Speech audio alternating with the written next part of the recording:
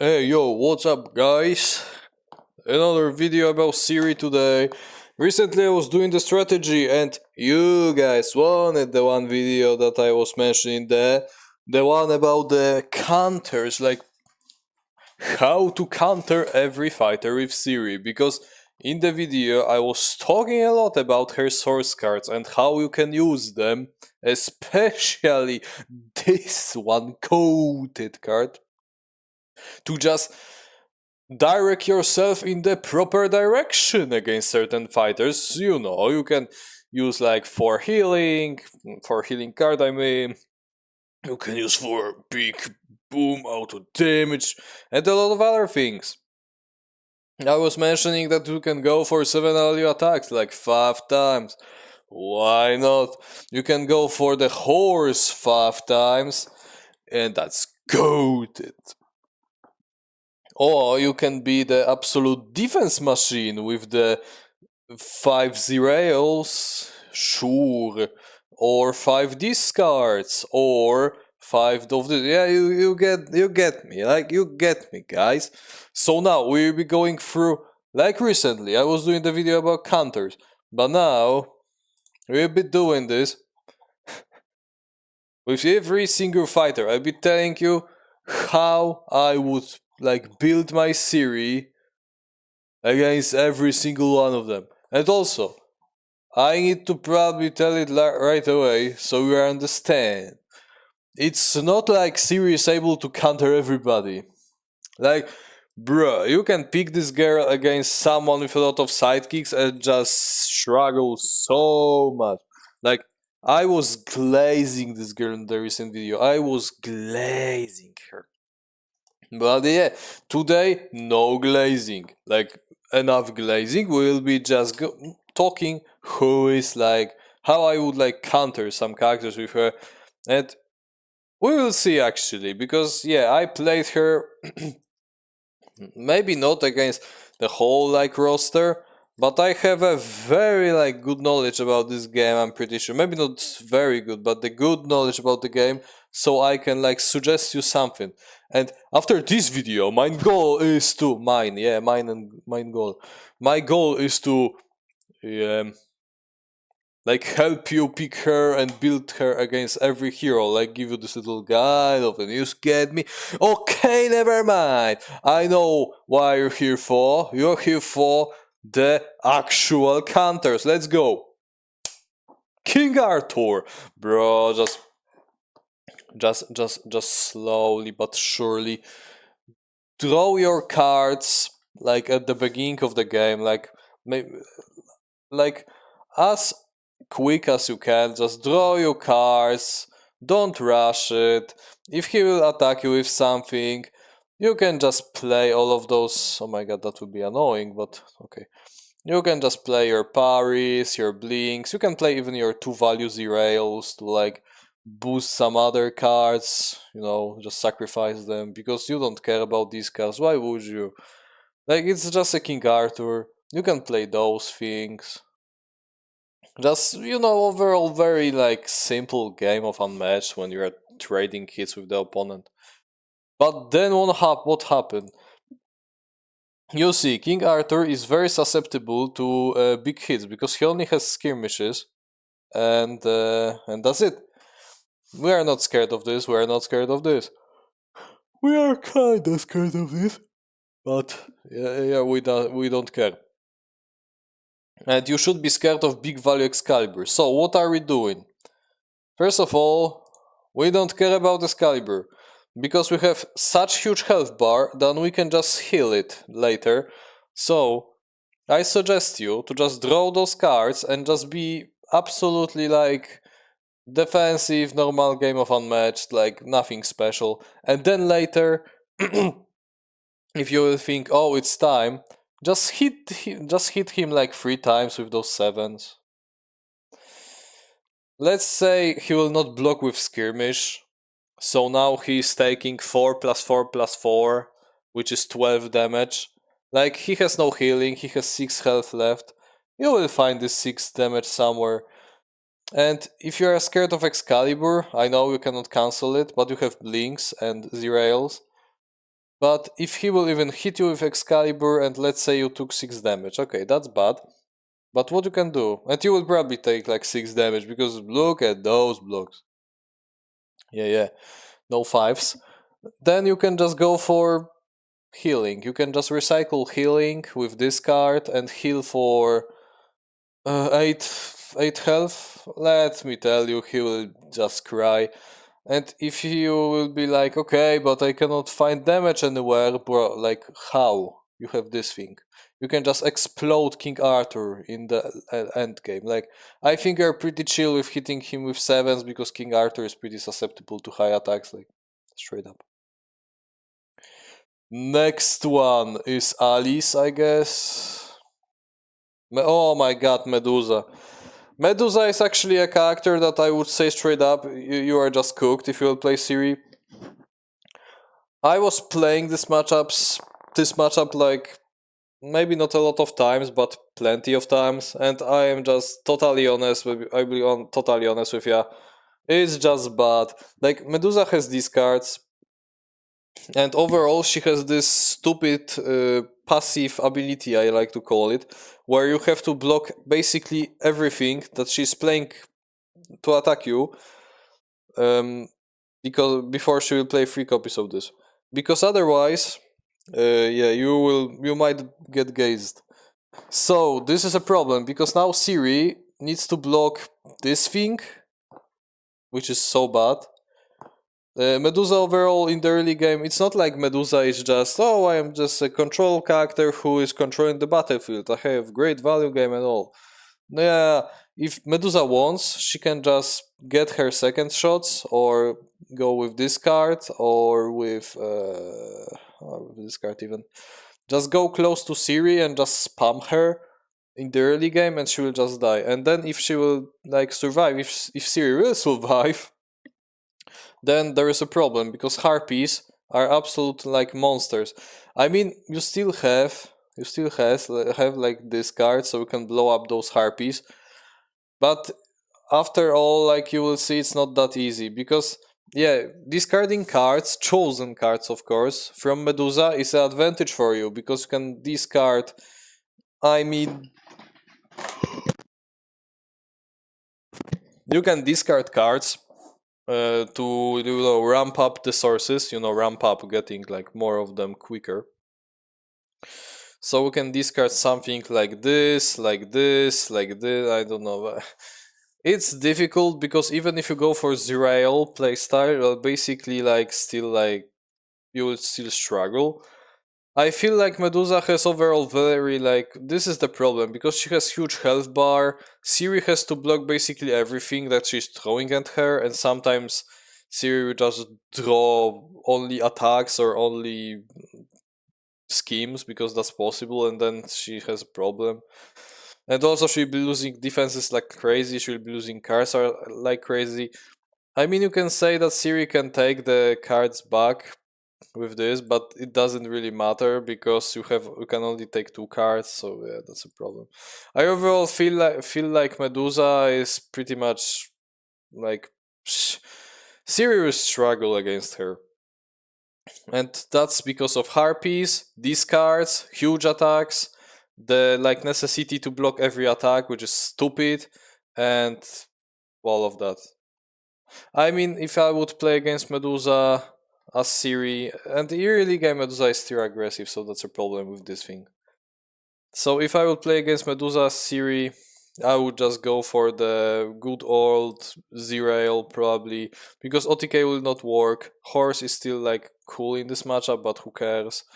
Feint is like, I mean, parry is basically like useless. I mean, you can use it, but you will just parry the regroups probably. This card is kinda good, but harpies could be like split in different zones, so now it's like so bad. Healing is alright, but yeah. And sevens, yeah, good luck getting to Medusa even because she's ranged. So this is all, and she's free movement. So that's another disadvantage. Like I feel like Ciri will struggle against Medusa so much. Maybe I'm wrong. Maybe in competitive settings she's like destroying Medusa, but from my experience, not a competitive player. This is just bad. Alice. I mean, if Alice will be smacking you with high values, and in early game, of course, because Alice has the like privilege of smacking you very high in the early game, which is so bad because Ciri now will be crying because she will be blocking with tools and all of that. The thing with Alice is, if you survive those big hits like 6, 7, maybe 9, and then 6, 5, something like that, she has almost like no good defenses. And if you will just go, I mean, it's similar case to King Arthur, where I would just go and play this slow tactical game. Like in the early game, you need to like back off because Alice, if she will just crash into you, you will just get crushed, and that's bad. So yeah, just get your cards, discard all of those things like sources, and then do whatever you want because I'm pretty sure that against Alice, even something like Channel the Source, that this is basically like small OTK, will work because she has such like small health bar and also her defenses are like, I mean, she can use skirmish on defense, she can use momentous shift on defense, but except that, but she wants to use them on offense. Yeah, right? So if you will be discarding them, that's bad for her. So what you can do, you can even do this, you can smack her high, because why not? She has very bad blocks, and she will need to use something like skirmish, so yeah. And then Zerail, I think it also works, because if you will be discarding her cards, sure, like you can say, okay, but she can like drink me, playing Looking Glass, okay, let her play it. What she will do? Like, you will still discard something important from her hand because all of those cards are very important for her, maybe except something like regroup. But basically, every discard from Alice is like mitigating her huge damage. It's not like in case of Medusa when you were discarding her cards. For Medusa, it's like whatever.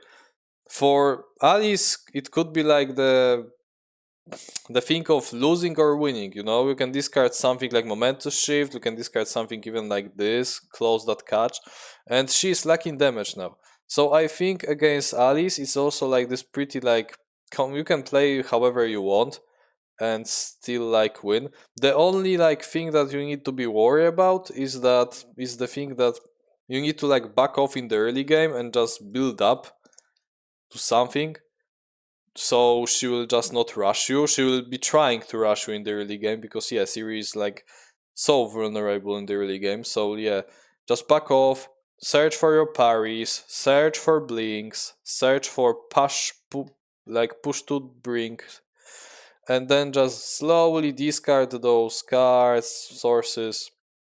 I think you can give up on Child of the Elder Blood, like you don't need it.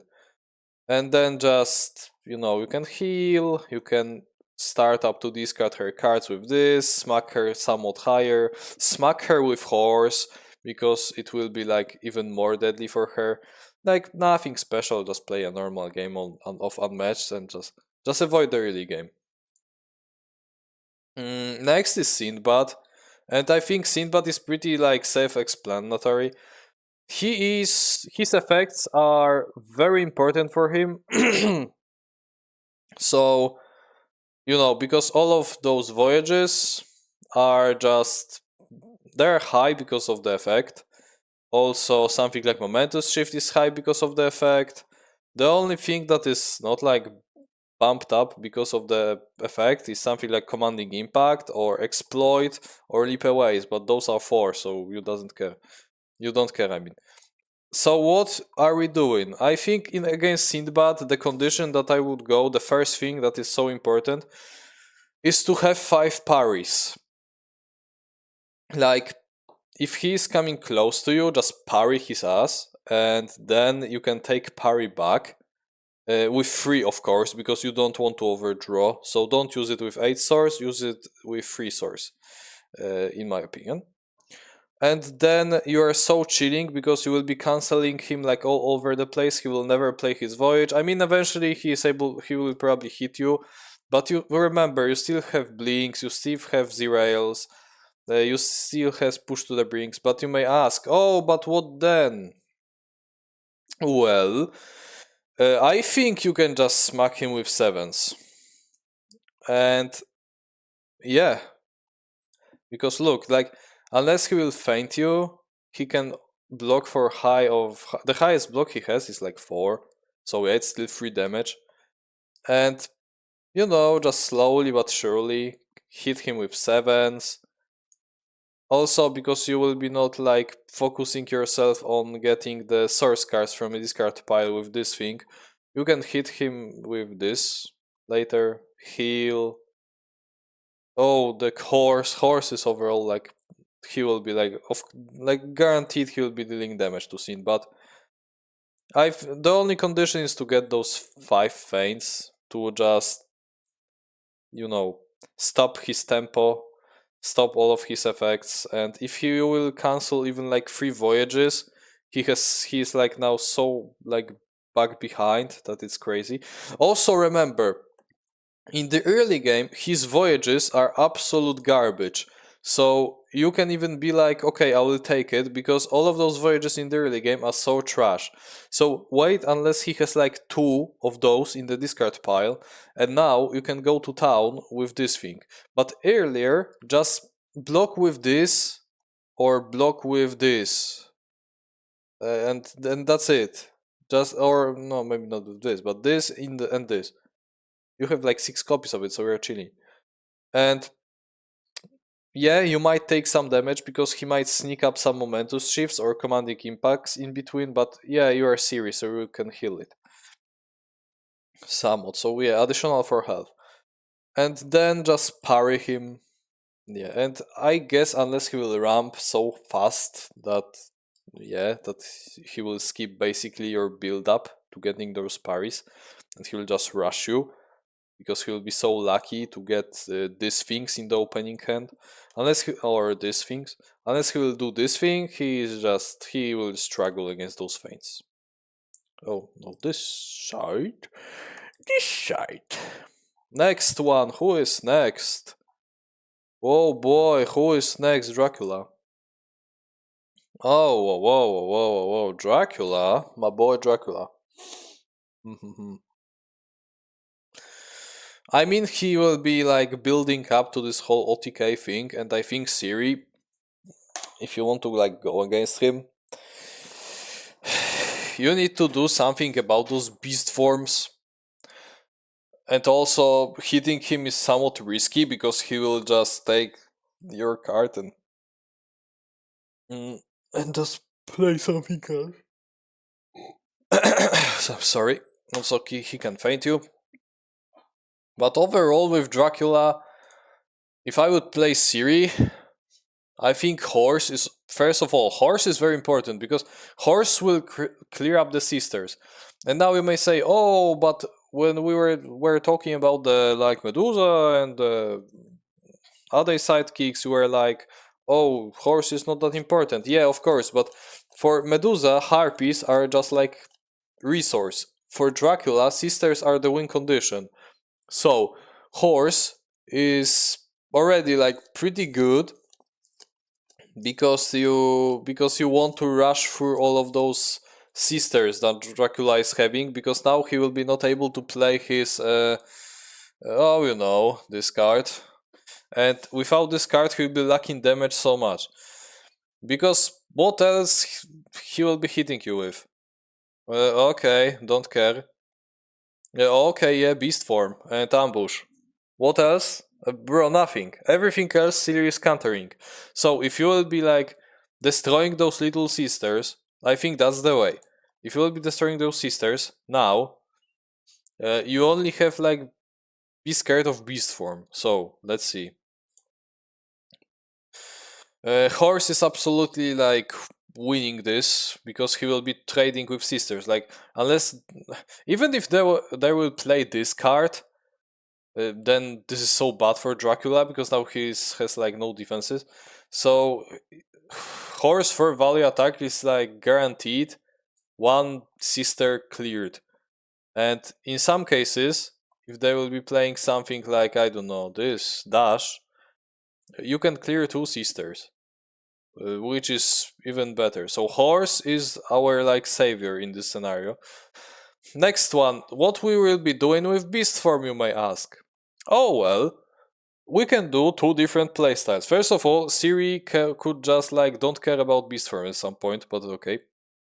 We can parry it, which is, I mean, if you're skilled enough, you can try to parry beast form, which sounds very cool, like parrying the werewolf. Holy, that's cool. You can try this. It will be similar to like Sindbad playstyle, but okay.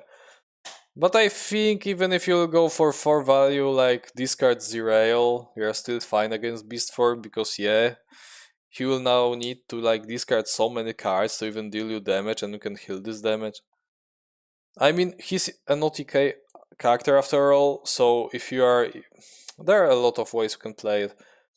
You can like let him play beast form and like block it with this or this, or even this, and he will deal you a lot of damage, and then you can just take the horse, I mean unicorn ally, back from the discard pile and heal for 8. So now you heal the whole beast form, and he's like cooked because he has like no other dev offense cards. You can take horse back from the discard pile and just absolutely demolish those sisters. But then what we are doing about Dracula? Uh, I mean, just smack him with this thing, destroy him with this. And I think that's the way. Like, Dracula is similar to King Arthur, but now we have to like take care of those sisters because they are the win condition of Dracula. Without them, he's like lacking so much damage, except beast form, that is just crazy. And don't attack him, like this is stupid. Don't try to attack him in the early game unless you are just so like built up with sources. Just wait. Yeah, let him come to you and just block with your sources and all, but yeah, you don't need to be offensive in this matchup like at all. Next up, invisible. I mean, horse already is like destroying this guy because horse can just hit through all of this. Like, I mean, horse will be dealing this one ping damage almost always, so that's already a good thing. What else? Like smacking the invisible man with sevens is like so bad. You don't need to try to go for some defensive, somewhat like with Dracula. You don't need to go for the defensive control playstyle with zero L's, blinks, parries. Nah, who cares? You can just go in and spam him with this thing, and then finish up him with this thing, and I think that's fair. The only condition is to getting close to him. But how are we doing? What up? But how are we doing this? Yeah, we are just boosting with this card, getting close to him because he will be running away from us like a little like bitch, and then just smack him with sevens, with horses, with uh, like explode him. Yeah, with this. I think you're fine. Invisible Man is just so power crap that it's just so easy to destroy him now. What else? This guy. Okay. With him, I'm pretty sure that it's like cheating at this point. You can again like basically just parry all of his attacks, and he has like nothing that he will be dealing you damage with because yeah, now we are canceling further height. Now we are canceling the duality of man, and what else? What else he is doing? Okay, pure evil, and then strange case, bro. Literally, you can heal it, like straight up. And now we are only using parries. If you are like, oh, I used all my parries and he haven't played his like forever height because I parried like this and this. I mean, take this into consideration. He took damage while getting close to you, so it's like he's damaging himself. But yeah, what then? If you are feeling uncomfortable with this, you can just take parries back from the discard pile. I'm pretty sure. and then just smack him with this if he's in the height form. And with horse, like, bro, he will just die straight up, because those high attacks are just smacking through all of defenses that height hand can like play. Like, yeah, he can block with this, but yeah, it's still 3 damage, and from horse it's 1 damage. He can block with this, and yeah, but it's still 3 damage. And what else? Yeah, feint. Okay, before you are like at 7 sources, he can feint you. That's like cool. But horse is still dealing 2 damage. I mean, Dr. Jekyll is just so simple. Like, you can just take 5 parries and parry every single one of his attacks, and he's probably not dealing 2 damage.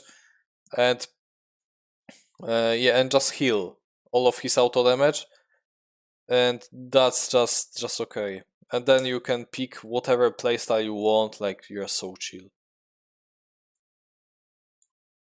I know this video is a little chaotic right now, like I'm not giving the huge like tactics and all, I'm more like rambling. But some of those characters, oh my. Yep, I don't know, I'm not sure if you are winning against Sherlock actually. Because Sherlock will just look at your hand, discard some stupid shit, like if you have like blink at this in your hand, he will just discard this thing and then say, oh, you have Bane of the Nail, and he is just hitting you for 4. I mean, yeah, smacking Sherlock with 7s is cool, but again, if he will say 2, bro, he's canceling half of your deck. With, of course, this card I meant. Because if he will say 2, he has like 15%, he guessed your attack. Because what else you will be hitting him with? Like, what? You have nothing. Yeah, blink. You can hit him with blink. But even if you will hit him with blink, he will still like block 3 damage out of it. No, I mean, he can cancel you. He can reduce the values. So yeah. And even if you will hit him with 7s, he can heal it. I mean, Sherlock is a waste of time actually, because he can just actually exploit your huge boost values, and that's a problem. Your horse will be basically exploited. This card and this card will just, yeah. I am like not optimistic. I mean, you can survive Sherlock if he will be playing. I mean, you can survive his 5s, his like counter punches. But I guess eventually you will just die to fatigue, because yeah, it's Sherlock. Like, I think Ciri will actually struggle against him. Bruce Lee, oh brother, you are just countering this boy. He is cooked, because now you have blinks and you have parries.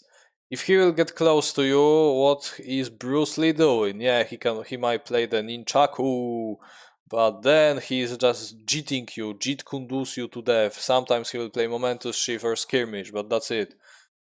And yeah, you will never fall for the little dragon like bait. What are we doing then? Brother, just cancel him or blink away, and now you are basically breaking his whole chain combo. And then just smack him with 4s, with 7s.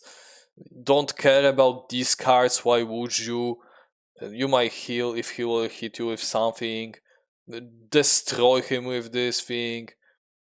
Brother, even if he will just get some Jin Kundus on you, like, hit you actually with them, even if you will block with this, you're still so fine. Nah, you are basically countering this guy. Just parry him, and now he can like do nothing, or blink away if he will get close to you, and now he's like not able to play another jits. Yeah. And what are we taking back from this card pile? Yeah, probably blinks or parries. But I think those, like, you have 6 copies of those, and all of those 6 copies are just breaking his combo. So I don't know if you even like need to take them back from this card pile. If you want to be like ultra mega safe, yeah, take them back from this card pile. But I would be like more optimistic. optimistic of taking this from this card pile, of this from this card pile to just finish him off.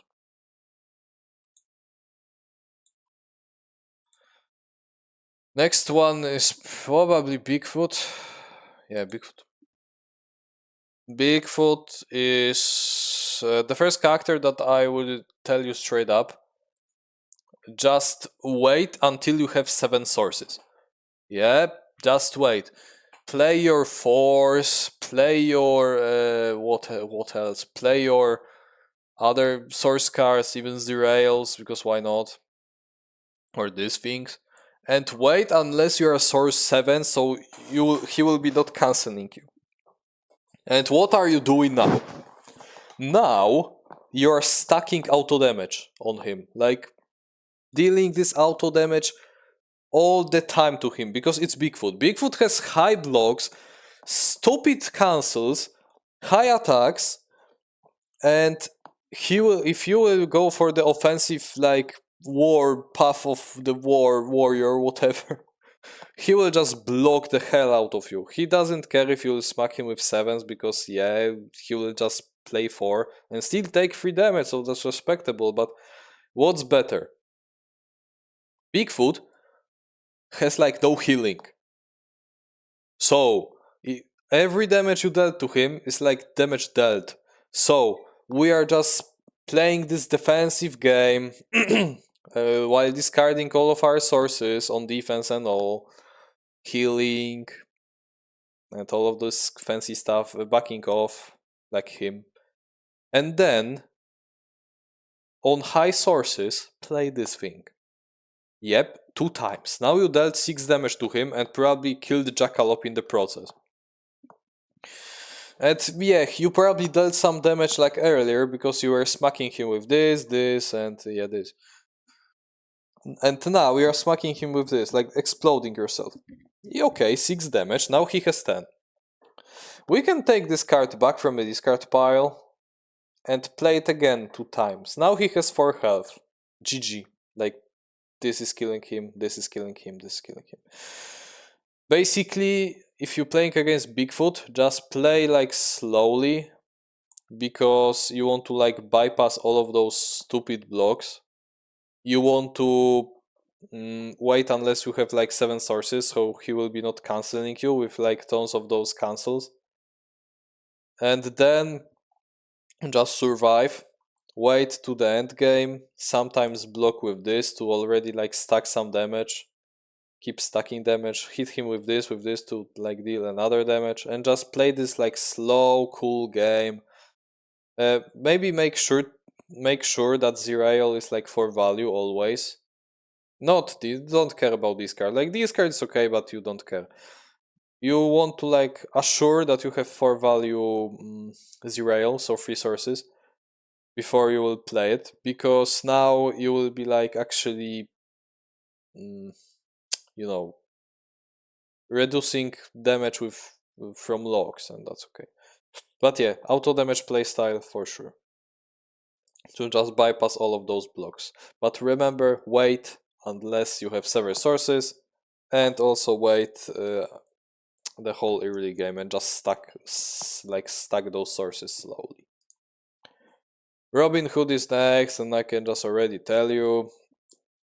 You need to do something about those boys, outlaws. You need to clear them.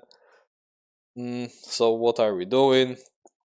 We are probably destroying them with this thing, or slowly destroying them with this thing, or with this thing.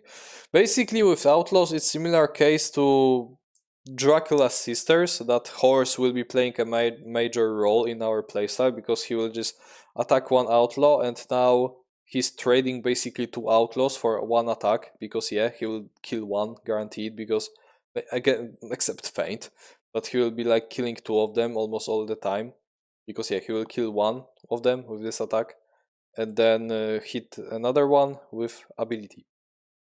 So horse is a menace. He will destroy the outlaws, and then just go next to Robin and smack him with 7s. Like, he can only block for like 3 and feints. I will show you. As you can see, he has only 3 value blocks and feints. So unless he will feint your attack, which yeah, eventually he will run out of those feints. He will just take always like 4 value to the face, like mean 7 value to the face. Like he will be if you will play 3 of those Cup of Sintras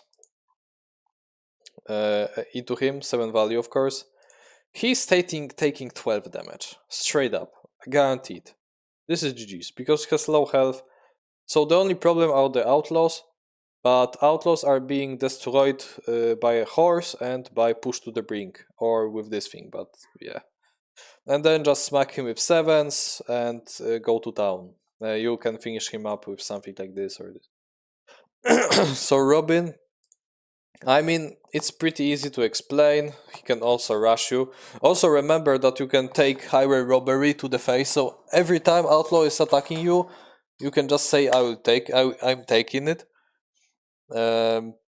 Maybe not all the time, because if he will play ambush against you and he will discard this, you are taking 6 damage to the face. But overall, in like 18%, you are so safe to take highway robbery. Or you can parry it and also be fine, because you have healing. So yeah, high robbery is not a problem for you. But yeah, Robin is overall easy, and as you can see, we described the strategy against him without even touching this card. So you can use the, I don't know, additional healing, additional parries against robbery, additional sevens, whatever you want.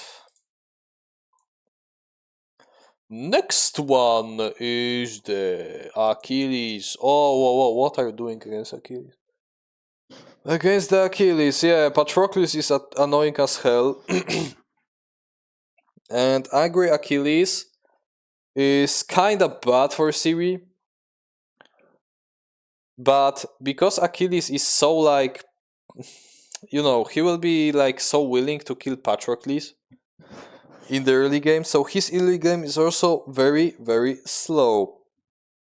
Because he is just basically like, he has no ability in the early game, and he has stupid powerful ability in the late game when Patroclus is dead. So with Ciri, you are taking advantage of it because you can build up. And now, what are we doing against this guy? Well, first of all, you can parry the Patroclus attack. That seems pretty okay because now he will be not hurting himself with this. So that's okay.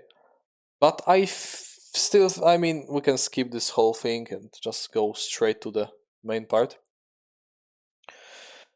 Yeah, against Achilles, you want to build up to the moment that those are basically 4 values. This is the, like, in my opinion, main condition. Because it will get to the point that you will just kill Patroclus. And now you have to deal with Angry Achilles. So let's count the numbers. Let's count the damage. This is 5 value, this is 5 value, this is 6 value, this is... If you sum it up, it's 8 value, it's 6 value, it's 4 additional damage, and those are 4 values. So now, let's look on our Ciri. Yeah, Ciri is parrying somewhat, so she will like reduce some of those cards. That's okay. She has 4 values, already great. She has 4 value, let's say, with this, and random discard, already great. And I think if I would play against Achilles, I would be playing this slow, like, boring game of like stacking up in the early game. You can even destroy the Patroclus early. Maybe not early, but in the mid game, if you're already like feeling like, okay, I can take Angry Achilles. And just destroy him. And just wait, just, block with this, block with this, block with this, heal. If you want to take something back from the discard pile, I feel the best choice is Derail. And just wait unless he will fatigue, and then boost with horse. Like, this is very important part, I forgot to talk about this. If he's angry, just run to the other side of the board, boosting with those cards, and you are just chilling. And he will just fatigue eventually because he will be running all the time after you. And as all we know, Achilles has very like trash boost values. Like, his max movement is 4, unless he will just get rid of all of those Because yeah, with Achilles helmet he has like 6 movement, but without Achilles helmet he is like 4 movement max. So we are chilling with all of those boosts you have from the horse, which is so sick. You can basically outlast him by blocking with high values, uh, canceling him, healing. I mean, you can still go for 7 values if you feel like you are lucky, but I would just exploit this whole like aspect of him being angry in there later and just play this control way.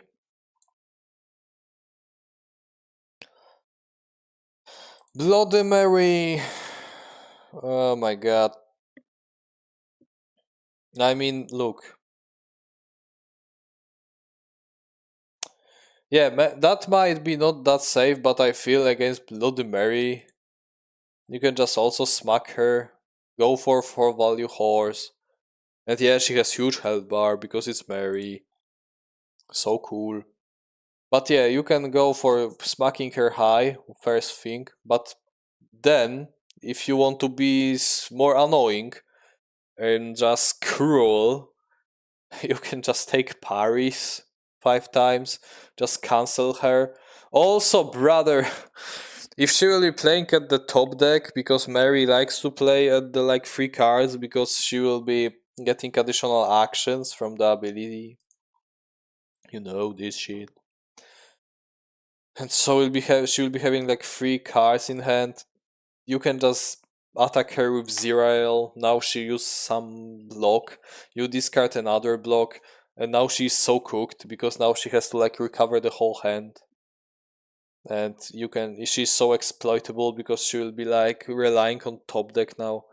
I mean, with Bloody Mary, you have like so high values, a lot of cancels. You might have even more cancels, auto damage, and high values that you will be fine going against her. Like straight up, I think you have like a decent chance to just kill her, because all of those attacks, if you'll cancel them, she has like those are nothing. Basically, save all of your parries unless you will be like, okay, she's coming close, she's attacking me once. Okay, I will block with something stupid, even with I don't know, even with this, because it's a second action, so I don't care. But then on third action, just play parry, just save it, unless you will see a third action. And I guarantee you, you will cancel something that is basically, if you will cancel it, she is just doing nothing to you, and her damage, she will be now lacking damage so much, you're cooked. She's cooked, I mean, at this point, so okay. The only problem, I guess, are jump scares and this shit, but yeah, Mary basically like save those parries unless she is like hitting you with third action, then hit her with high values, and even exploit her with Zerail. On defense, even you might be like, okay, she will still hit me with 6 or 7 max, so I can block with Zerail and take some damage. And now she's discarding 1 card. Then you are hitting them with her with another Zerail, so we're discarding another card from her, and now she has like probably no cards in hand, so we're slapping her with 7, and yeah, GG's. I mean, a lot of playstyles can be used against her with Ciri. Unless very rush you in the early game, but that's, you know. Oh my god, this monkey. Oh my god. Monkey is a problem. Because Ciri is a melee character and she wants to get close. The only savior, our like basically savior in this matchup is Horse. Because Horse will get close to the clone, he will hit the clone, and Wukong has no cancels. So Horse is basically clearing the clones for free unless Wukong will use his defense on clones, but why would he? And then he can rush through Wukong, dealing him 1 damage, so that's cool.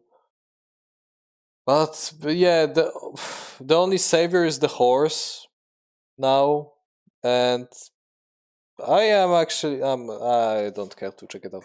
But yeah, horse is clearing up the clones, and then Wukong is basically losing HP to spawn another clones that you are able to like clear up with horse. Horse is just MVP in this match.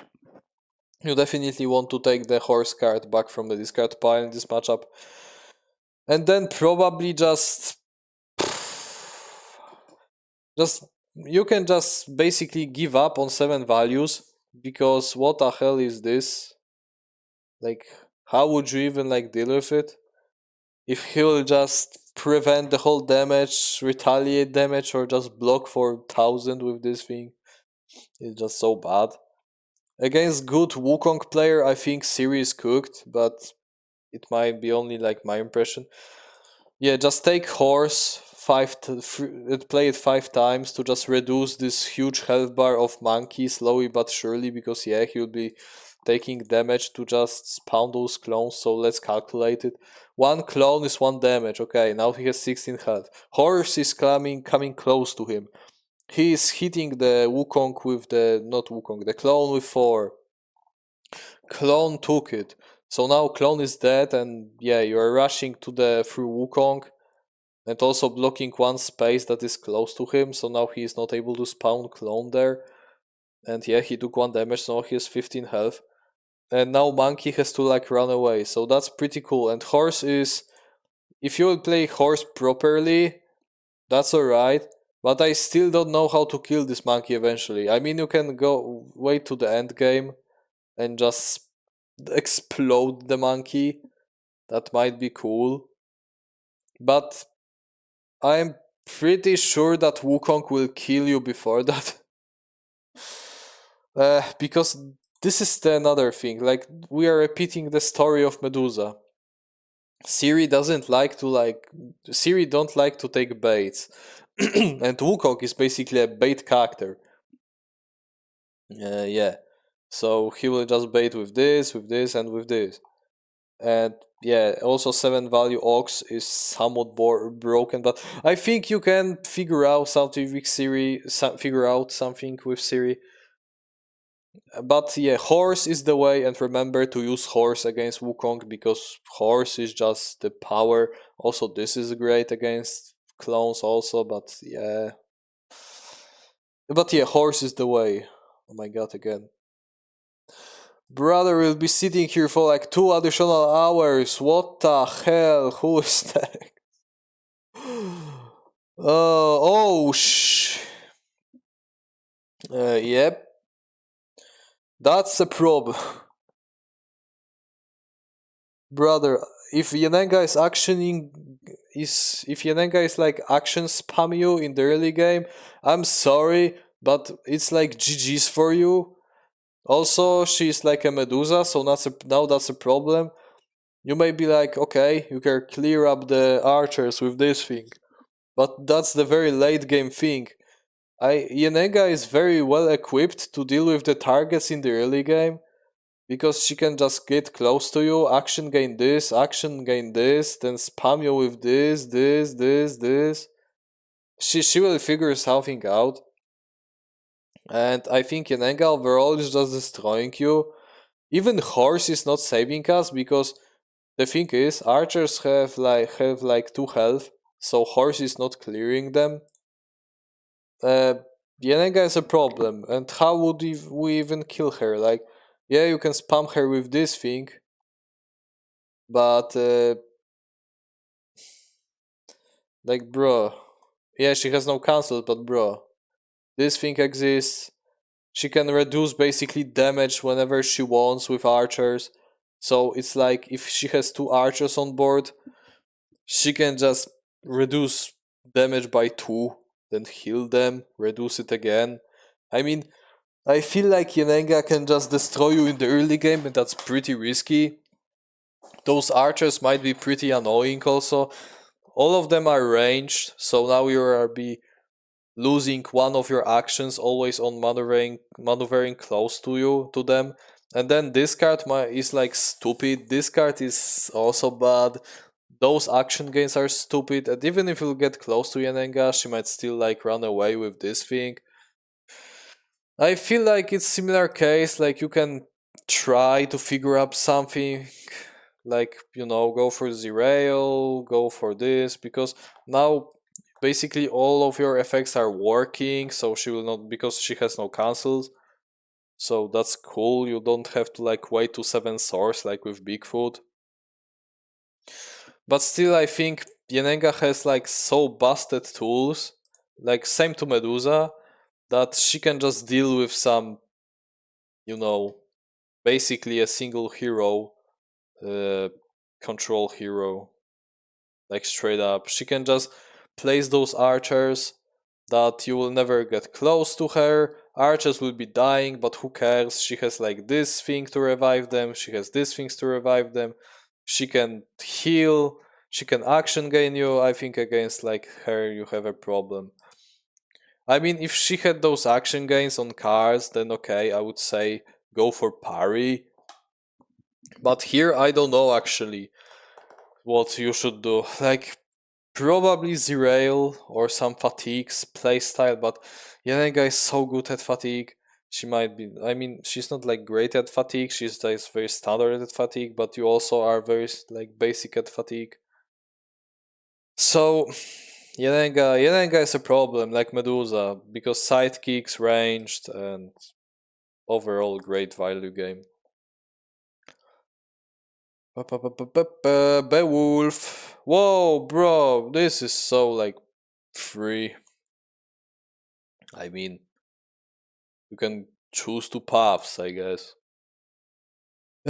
Because Beowulf has like trash blocks and not that many of them. Yeah, those blocks are pretty deadly against you. But bro, this thing is like broken. But again, what he can do against you? Okay, he can discard two cards. That's cool, I guess. He can hit you with 8. Like you doesn't really. You don't care because you have like healing. You have this for value, this for value. And I think yeah, against Beowulf you can just again. He will not rush you. Also, he will not rush you in the early game. Because Beowulf is not like the Dr. Jekyll, no, not Dr. Jekyll. He's not like some other fighters that we're discussing that are like Alice that can smack you high in the early game, so you need to like back off. Against Beowulf, you can just chill, totally like chill and just get your card slowly, sometimes hit him. Like, if you will be hitting him a lot with this thing and this thing and this thing, eventually he will run out of defenses, and now you can take back this or this, and now he's taking undefended hit.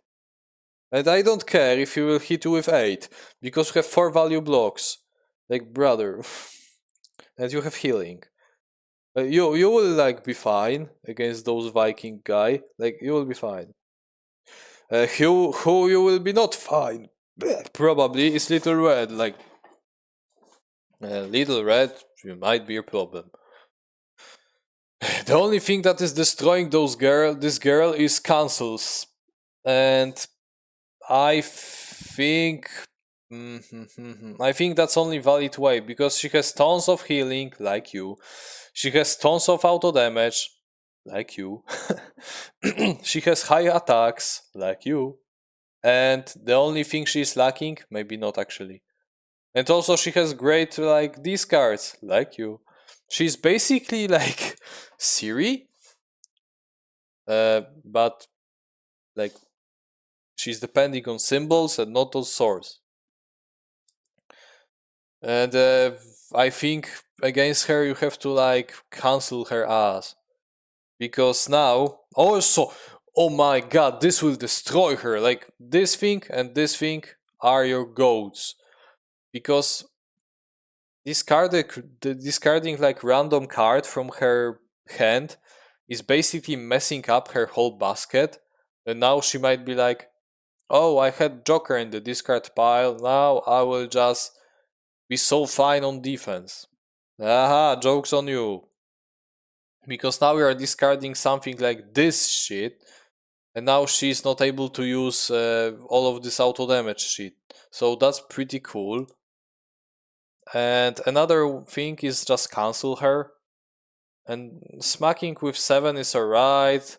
And from now on, if you will cancel her and just discard from time to time some of her cards, random cards, some from time to time, you will be just fine. Overall, this matchup is pretty cool. I mean, she can still rush you in the early game, but just back off and get some sources, then boost close to her and just fight. Pretty cool. But yeah, remember, Parry and Zerail are your goats. Because you will be messing up. You'll be cancelling her effects, so now she has a problem, and now you'll be discarding random cards from her, so you'll be messing up her basket order. Buffy. Whatever you want, probably. Just maybe not whatever. In the early game, actually, when you are so vulnerable, Buffy can just pick Xander and just get close to you and just smack you with 6s, with 4s, with 5s, and with Slayer strengths, and you might even die. So be careful in the early game, and uh, then later you might just go for this, no, for high values, for horse. We can just even explode in the late game. Random discards, maybe not random discards because she's like not struggling with card draw, so random discards are not that significant. But for value, Zerail is in my opinion like already pretty great against her because she has the highest attack from her is like 6 value with Xander and 5 value with the uh, with Giles. So you're chilling if you will just play force like totally. Then you will heal it and play however you want. Spike, run away. That's it. And then just smack him with auto damage and whatever. Willow. Oh, whoa, Willow. I mean, Willow has the potential of destroying you in the early game with Flee Away and then blind boost with something like this, and now it's like 7 damage to the face in the early turns, so that's a thing. But again, you can just not like you can just totally give up on hitting her, and now she will never be a Dark Willow. So you can just wait to the point when you are stuck up on sources and good defenses, and then just starting to hit her with horse probably because this card is like busted, or this thing even to just bait her. And yeah, she might even hit you with something that is 7 value because she will just high roll the blind boost, but you don't care because you have this and this, you can cancel even, and then you can heal. Like yeah, the Buffy is overall like they will be, bro, if you take like 5 7s, you see what are you doing to this girl. Like she can do nothing except this thing, but this has like debuff on it even.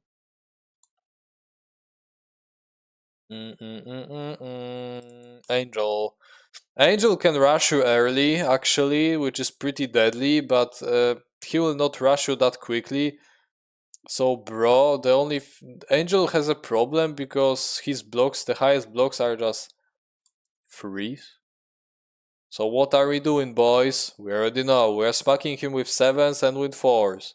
And he's dead. But remember to run away from him in the early game, because while Angel is like pretty weak, he can actually like rush you in the early game, which is pretty weird. But yeah, smack him with 7s and just he dies. But the Electra, yeah, this is crazy, but you can actually, because this is the thing. Electra is hiding behind those ninjas probably a lot of, and then she's just gathering all of those cards to just combo you in the like second life, resurrecting them, playing cards on offense whenever she wants to just, add the fatigue points. Because if you're attacking, you're adding up the fatigue points. So she's playing that way. So ninjas are the problem. And horse is a menace. And horse will clear them. And this is guaranteed, like literally guaranteed. Because if Electra will be like, oh, I will block my ninja with ninjutsu. Okay, cool, cool. Like, this is fine for me. I will still trade like two ninjas. The horse is broken.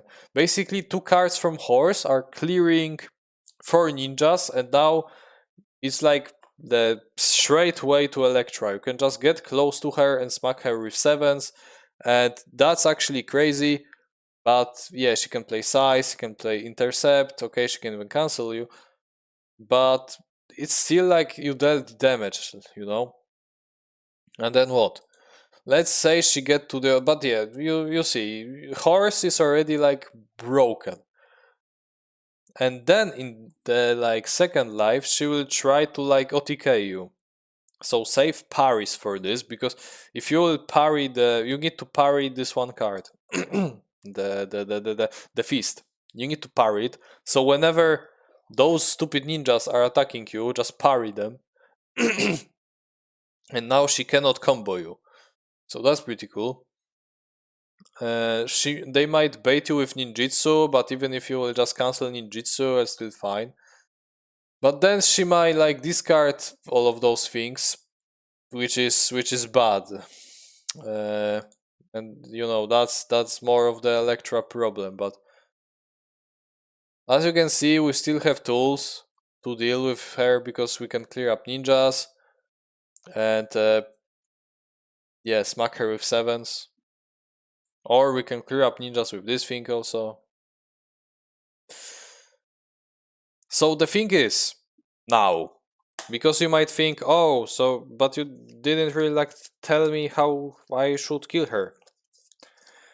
You need to kill her because before she will like draw her deck, because this is the main idea of Electra. She's just waiting to this point when she will just be able to just combo you. Like she wants to die when she's like ready to combo you. And yeah, you might avoid it with zones, but still she is like better in fatigue now. So what I think you should do as Ciri is to just clear up these ninjas with horse, first of all, and then later just smack her with this, because if you will kill her early, remember to kill ninjas like first, because this card is like broken. So if you will just kill her very early, now she might be like not able to do the combo on you, and she will die. She will reshuffle her like whole deck. Ninjas are back, but we can take back horse with this, and yeah, just clear them again, or with this thing, or with this thing, which is pretty like bonkers. You have a lot of tools to deal with ninjas, and ninjas are a huge part of Electra playstyle. And now, if you destroy all of those ninjas, you can play very very fair game with her, because yeah, she still has like 5 value blocks, 4 value blocks, 6 value attacks, which are deadly. Yeah. But it's like nothing. This is like nothing dangerous for our Ciri. Like she can deal with something like this. It's basically like we're dealing with Bigfoot now, but with less cancels and with less sixes, which is pretty good. Like still blinks are broken. You can zerail even, because you will be not using a lot of those source cards. So zerail is definitely a way, because you will be playing this thing on ninjas and on her. So zerail will be discarding her cards, and you're playing this slow like control value game. And Electra, I think, eventually will die. This is crazy, but I think because of Horse and because of Child of the Elder Blood or Push to the Brink, you can actually deal with her, because you will be clearing the ninjas, and ninjas are just so like important in the first and the second phase. That's why I feel like Ciri is good against Electra. Daredevil. Holy Daredevil. And just take Paris back from the discard pile. And whenever he's getting close to you, and play Devil, you will probably predict it's Devil, just cancel him. And if you will not cancel Devils for like 2 times, then sorry, okay. You can just take the parries back. Just parry again. Also, smacking him with sevens is very bad because he cannot do anything about it. You can just wait unless you will be like at 7 source and just smack him with sevens and just good luck. He can do nothing now, and or you can cancel Devils. It sounds pretty like easy, but I think in case of Daredevil, you're actually kind of chilling because you can have like 5 cancels, which is crazy, or you can blink away. Blink is overall like broken card against Daredevil also. Like he has huge health bar, but it's not as huge for us because we are playing a character that is like dealing 6 auto damage in the end game and dealing 7 value attacks like guaranteed at 7 source. So Daredevil, pretty like I think you can handle it. If you're playing against Fatigue Daredevil, that he's running constantly away and sometimes getting close to you, baiting you with this or this, then okay, just parry him whenever he's getting close to you, and also play Fatigue with healing this thing. And yeah, Bullseye is next, huh? Of course. Bullseye is problematic because he might actually kill you because he has this thing of he doesn't really need to get close to you, so he might just combo you. Overall, characters that are doing this huge like combo things are a problem for you because they might just destroy your whole hand in the early game. Now you have nothing in your hand and they will just destroy you unless you have parry. So I feel Bullseye might be like deadly in the early game. But then later, if you just build up your sources, you can just get close to him and just smack him with sevens and bro, what can he do? Nothing. Look at those blocks, they are garbage. So, and he has also low health, 14. So, if you'll survive the early game, just, count the spaces between you and him. So, he will be not hitting you from another side of the board because he can hit from five spaces away, but we know this. So just avoid this ability in the early game, build up, and then just get close to him and just kill him. He has only 2 feints, so that's only like the advantage for us. Okay, next one is Black Widow, and this is pretty straightforward. It's very similar to Bullseye actually, because Black Widow has very low health bar, 13, and then her blocks are actually like very mid. Missions might be dangerous, but don't worry, you have healing and you have actually good blocks. So, what are we doing, boys? What are we doing is smacking Widow with sevens and fours. And I almost guarantee you, and then explode, just explode her to death. And I guarantee you she will die because she struggles even against someone like Alice. And Ali's big hits are very inconsistent, I would say, and very like they're weird. But your sevens are very consistent, and you have a lot of them. So unless she will just swap spaces with Maria, I mean, you can also like destroy Maria in the lane. Okay, if she will even block all of those, like with Maria swaps and all and cancel you. Let's say you just screw up all of those sevens because they got cancelled, hit Maria and all of that. You can still explode her with this, and yeah, no need for these cards, and also you have horse. So yeah, good luck, Widow. Widow will be just smacked with the sword. Next one is probably Bucky. No, this guy. Oh, yo, brother, if he will steal your sources, you kinda cooked. However, remember, it's still Black Panther, so he still has this disadvantage of basically a free value deck. And I think in the early game you want to rush Ciri with the horse as quick as possible.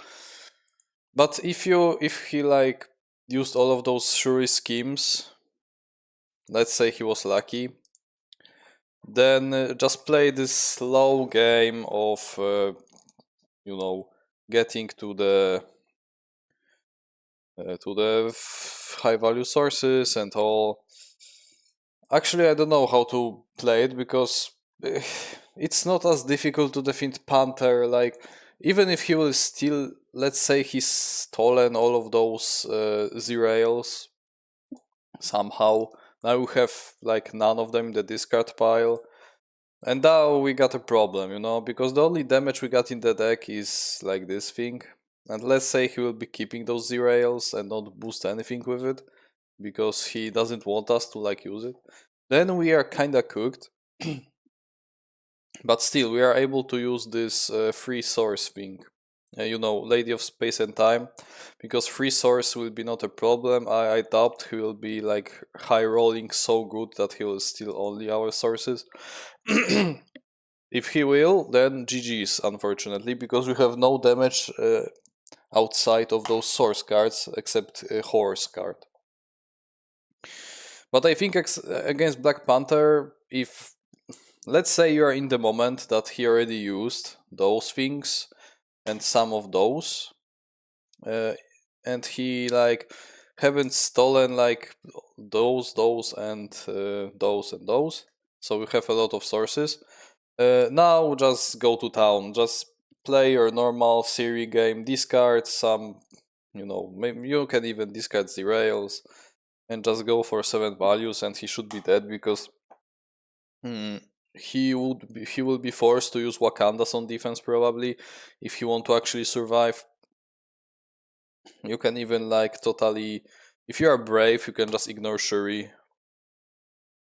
Like if she play both of those, she is just useless because this 2 healing is like nothing for us. We are smacking so high that I think Black Panther is just easy win and you can play it however you want unless he will steal your source cards, which in that case you are so cooked, buddy. But yeah, Black Panther, smack him high. Just don't care because his values are, yeah, he has force, but he wants to attack with them probably to win combat. Yeah, so he has very bad blocks except this, and this. And then you are chilling.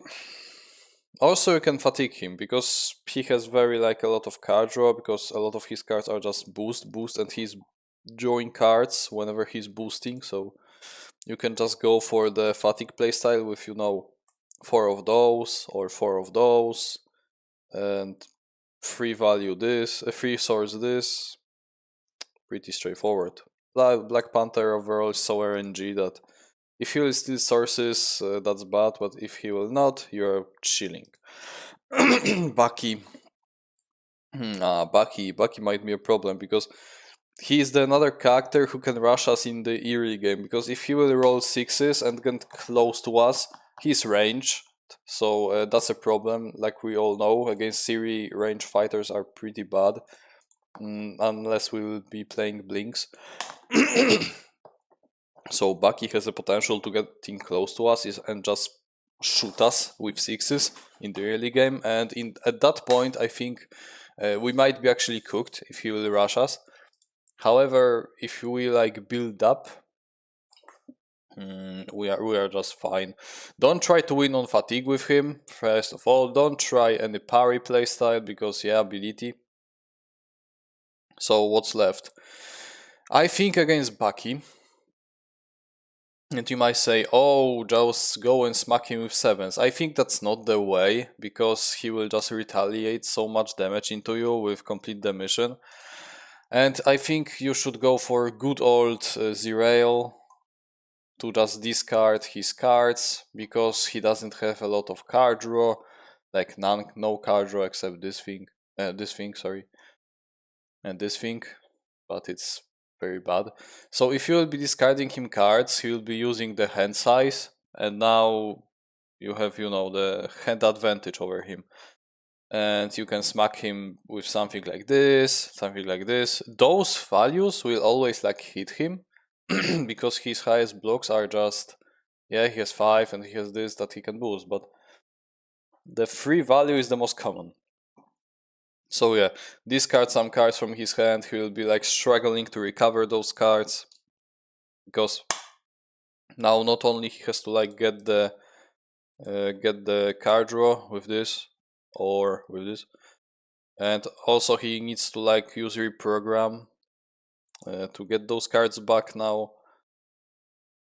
So I think the Zerail is the way, and also you can spam him with auto damage, like with this, because he will just die. Yeah, but don't go for the 7 value attack because I was playing this thing and I was like hit for 7 in the face, for 4 in the face, and then he finished me up with 6s, and that was very bad. So yeah, this I can recommend. Next one. Oh, no, I think you are not winning against Houdini.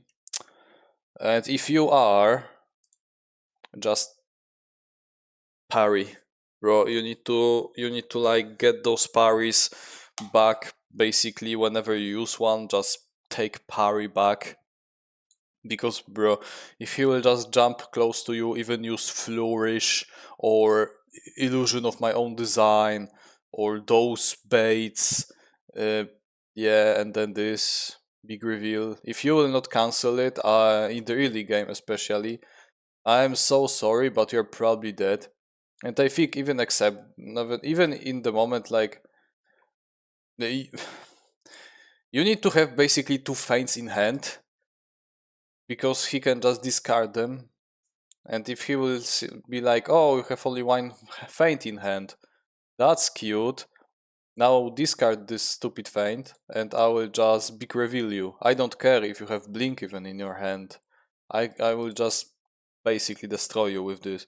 And even if you will just parry his big reveal, flourishes, and illusions, I'm pretty sure he will still finish you in the auto damage. Maybe not, because you can like mitigate it. So that's the plan. Always have those 2 feints in hand, and the best scenario is to getting those feints, the parries, I mean, back with the Lady of Space and Time. So you are basically safe against all of those stupid things. Because if you cancel all of them, they're useless. But now we have to do something about this deal 2 damage misdirections, which are busted. And we got Unicorn Ally. Don't try to take it back from a discard pile with Lady. It is not worth it. Just use it to heal 2 misdirections and you are chilling. And then how we are finishing him up? Probably with some standard horse card with the lions, because we are not using the other source cards on the Houdini, because why would we? And then with this and with this. But the main thing that you will be like doing against Houdini is to go for a lot of parries, for 5 parries, so you are safe.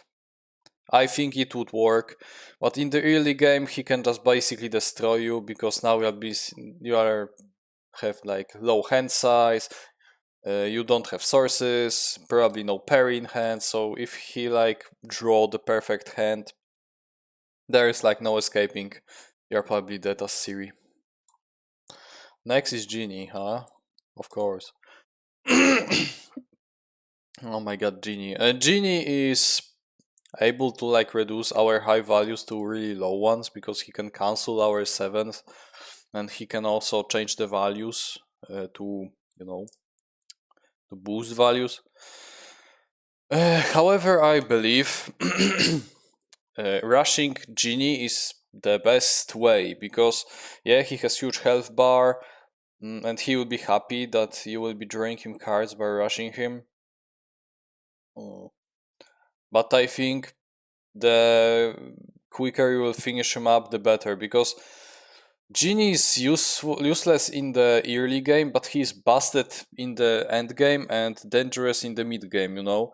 So you want to like not let him get to this point. Like in my counter videos, I probably said the same, but the logic is pretty much similar. So what are we doing? Basically, we're not going for any of these stupid like late game scenarios because we will just not win. He will just discard our best blocks, then discard more of our cards and just destroy us. So that's a problem. So the strategy is getting even close to him and smack him with this, first of all. So we are able to like discard as much sources as possible early game. If you have this in your opening hand and let's say two of those source cards, just use it and hit him with 6. I guarantee you that he will take at least like 3 damage from it. Uh, because yeah, the boost value. And then just smack him with 7s and 4s. And take those 7s, of course, from the discard pile and smack him more. And if you will be quick enough, he will just die because his blocks are bad. And unless he will just feint you or parlor trick, then he's just not doing anything. Don't let him like get to this point that he has like tons of cards in hand and he will just. I mean, you can still hit him with 7 value attack into Prisoner's Torment, so he's now drawing 6 cards and now he's probably destroying you, and that's bad. But remember, if you will be attacking him, you will still be having all of those good blocks in hand because we are not like relying on them. We are just relying on those cards, and we'll be discarding the rails and this one with the channel the source. So all of your blinks, all of your parries are still like online, so you can use them. But yeah, don't let him get into like late game or mid game, he will just kill you. Tesla. Tesla has very broken effects, however, outside of those effects, he's doing nothing. So it depends which type of Tesla you are going against. If you are going against Tesla who is just rushing you in the early game, I'm sorry, but he's not as quick though, so he will not rush you that quickly probably, but you should probably then go for parries, like again, because if he will be hitting you with something like this, if you will not parry it, it sucks so much because now you're losing 3 health for free. If he'll go for big hits with 7s, then we are chilling. We can also like parry it or blink. Tesla is unfortunately another character who is ranged, so we have to always like spend one of our actions to get close to him, which we don't like. And then if you will just survive his like aggro, I think all of your 7s and 4s and auto damage will do the job. Like when it comes to damage, you are totally chilling because he has only 14 health, so it's fine. The problem is to survive him, his aggro, because his aggro might be dangerous, because he has a lot of those like hitting through blocks cards, like Polyphase Coils and Lightning Storm. So we want to parry them to just mitigate the damage as much as possible. Because it's like, if he'll hit us with this, okay, it's not that much, we can heal it, but the thing about Tesla is he can stack those effects so like quickly, and that's not even his like the most dangerous tool, because he will be like stacking this little damage slowly but surely, but then he might go for some combo on us with 7 hertz, and now we have a problem unless we'll parry it. So I think against Tesla you want to be defensive in the early game because he has like the initiative, then he can just go in and destroy you earlier than you can destroy him. And just be like defensive in the early game, build up your hand, build up your offense, build up your sources by using this on defense, you know, the push to the brink on defense. And then just later, if he will be like out of fuel, you can just go and smack him with 7s and with 4s. I think that would work.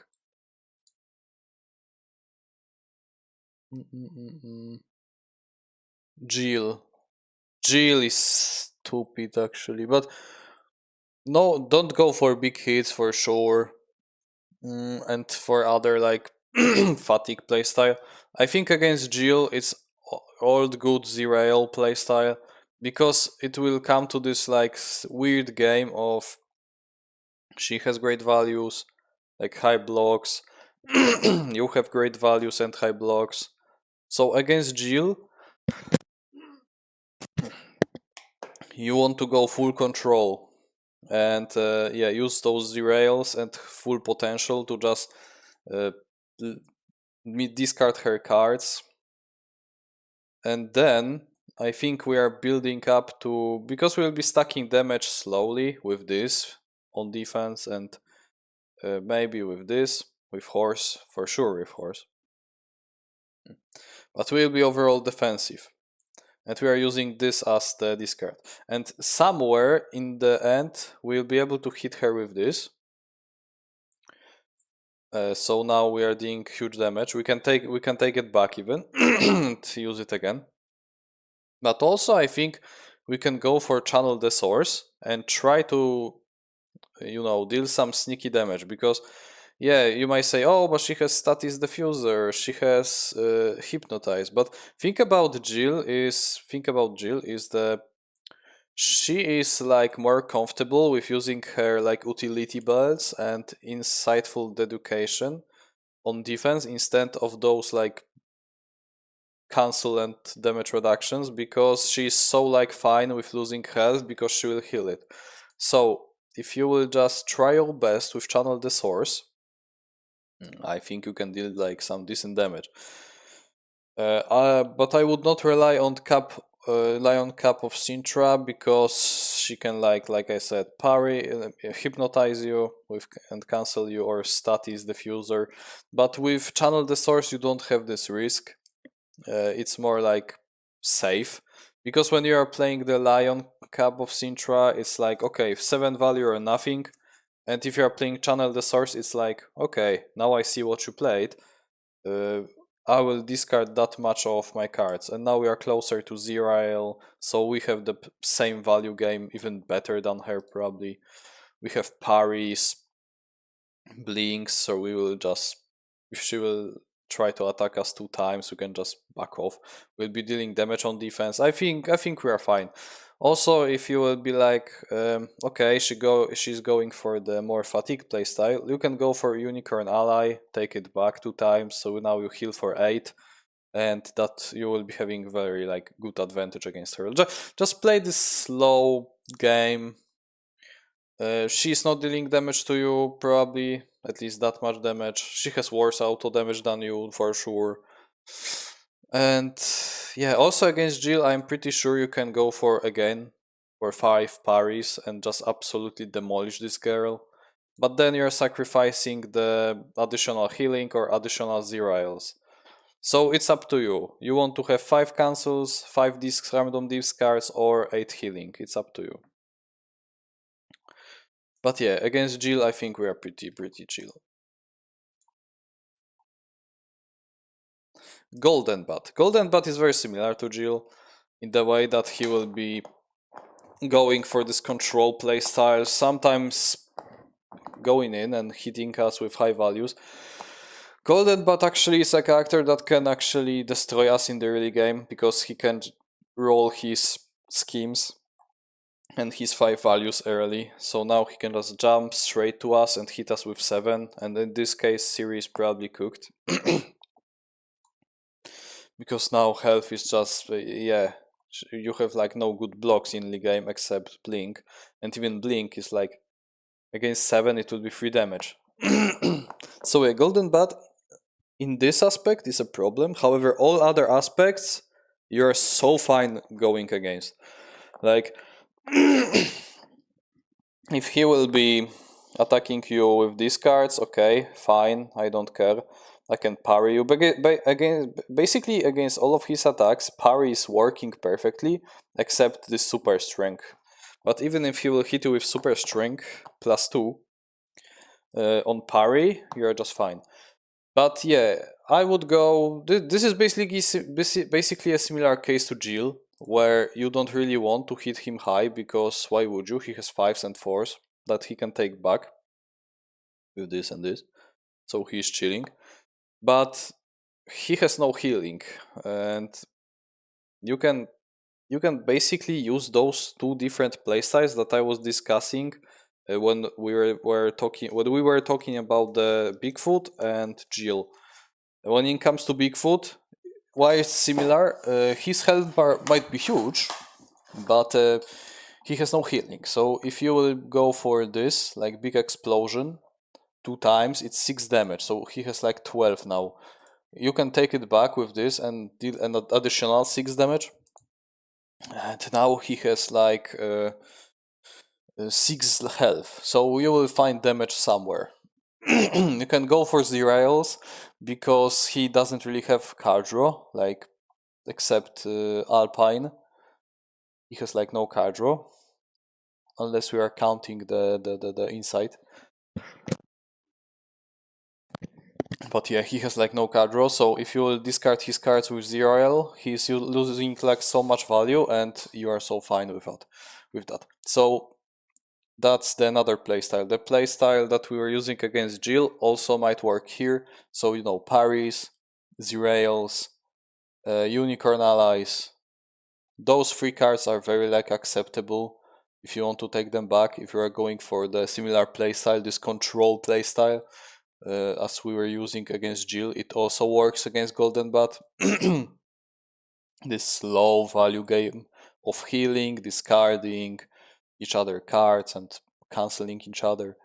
Or you can be, you know, so defensive, and then in the late game you will use it in the late game, like just wait with this and then explode 2 times, take it back, explode 2 additional times. If you want, you can also use this against Golden Bat. Like Ciri is totally fine, unless he will just get in his opening hands those schemes and 5s. The Annie Christmas. Oh, bro.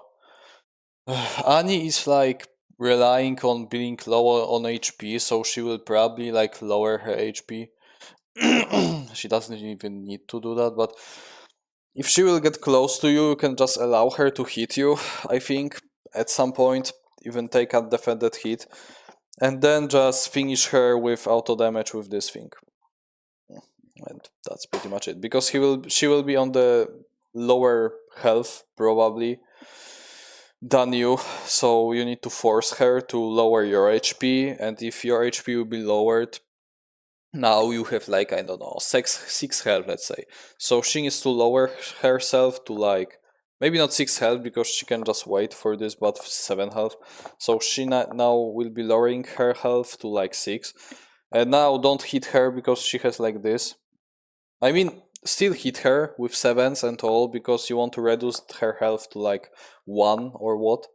And then just play some auto damage thing and finish her off. I think that's valid. Even the horse is fine. Similar strategy to a lot of other fighters. Oh my god, Oda. Oda has a huge potential in the early game.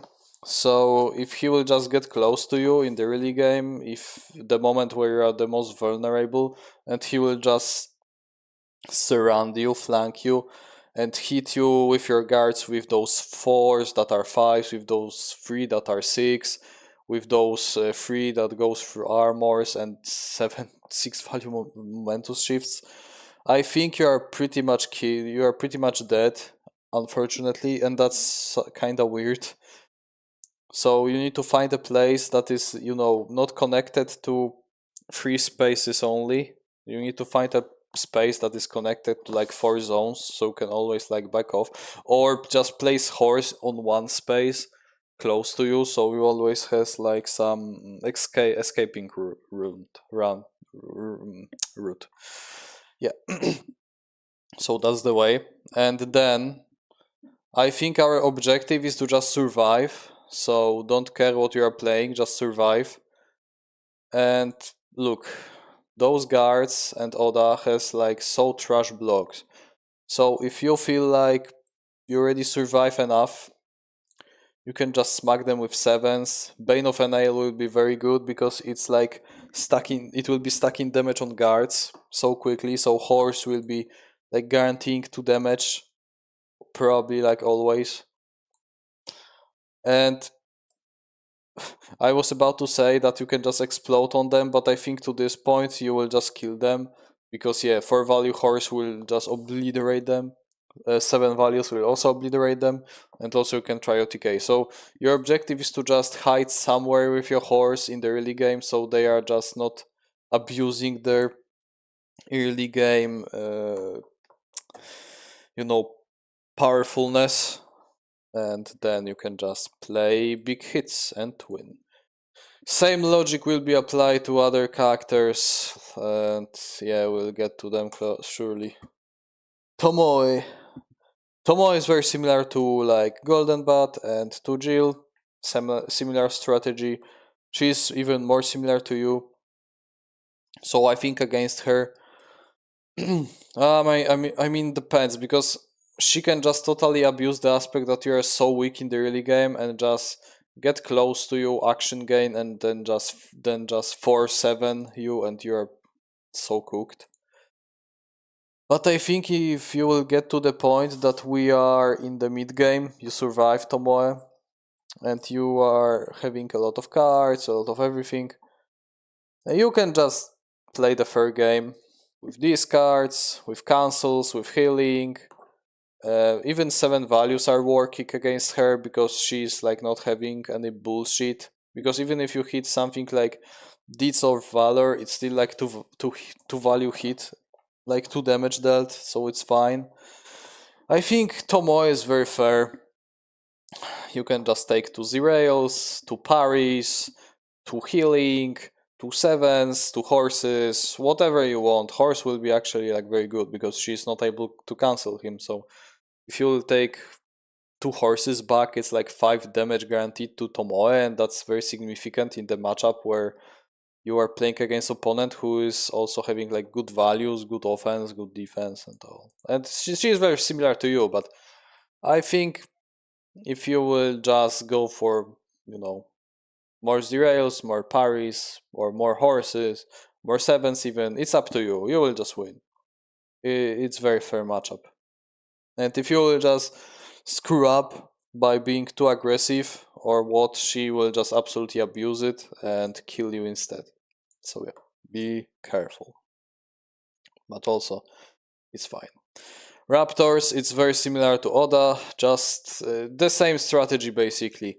You need to hide somewhere with your horse so they will not like surround you, and then prepare your parries. Basically, take parries from the discard pile with this, and then cancel them whenever they are like getting close to you. Like all of their like last attack, you need to cancel because they will like action gain you. And then in the late game, you will probably like kill them with this, and with explosion. Same with Oda. It's basically the same archetype, but now they're stronger than Oda. Cloaked and Dagger will be the same, but yeah. Muldoon. Oh my god, Muldoon, you are cooked. I'm sorry, but you are cooked. I don't know. If you are playing against good Muldoon player, you will probably never reach him. And he's even countering the horse because he can just place his traps like basically around him. So now horse is not able to go through them and he will be taking damage. The only thing I can see that will be working against Muldoon is to just play this slow game with, you know, random discards, parries, blinks. Don't care about Lion Caps, you will never use them. And then just in the end game, explode. And I think that's your best shot because if you will just be okay, they will be shooting you probably, or play fatigue with the remote detonation, call for backup, and all. Okay, then. But I think in end game you can just get close to their zone and just absolutely explode. And now you are not only killing all of those workers, you are also like dealing this guy 6 damage. So now he is 8, and you can try to do this again. But I think random discards are already like screwing up this guy so much, because in the moment, like in the times he was released, there was almost like no random discards except ambushes. So if he will just lose randomly the this thing, basically all of those cards, if he's losing those, he's losing so much value. So 5 0Ls is my way of going, but if you feel like you want to be more more safe, you can just wait to the end game when you have a lot of sources in the discard pile, and then just explode and kill him by getting to his zone, even stepping on the trap, and then just boom boom and then boom boom again. And I guarantee you that at this point he will be like probably having no workers and no good cards, because you'll be playing with him for the whole game. So now you probably discard some of his cards, destroy some of his sidekicks, and yeah, all of that. So yeah, Maldon, you can explode him in the end game, or just play this value game with the Z-Rail and discards. Who else? Deadpool now. Cloak and Dagger, similar to the Oda and Raptors. You need to hide somewhere, so they will not get close to you and action gain you or just kill you right away. Just back off and build up, so you are having the basically a chance to survive them, because if you just go on them in the early game, they will absolutely obliterate you with those values and action gain you to death, and you are cooked. So just wait, build up, then maybe gain parries, whatever. At the point that you are built up, that the Zerail is like for value, you are chilling, because now we can just go for sevens, go for horse cart and for channel, and or well, for this thing that will basically one shot them, and you are like, if they haven't killed you in like first 4 turns, they're cooked anyways. So yeah, similar to Oda and Raptors. Just avoid getting like surrounded. Doctor Strange. Oh my god, you are dead probably. Because all of those cards that you are having are very cool and cute, but Doctor Strange can just absolutely mist of monopur them, and now you're losing them. He can cloak or levitation you, so now it's even worse. He can cancel you. He can basically throw you to the other side of the board, so you will be losing at fatigue. He will be healing all of your huge attacks. I think against Doctor Strange, unless you will somehow rush him in the early game, there is like no way of winning. Even Master of Kamar Touch is very powerful against you, because it's like looking for 4.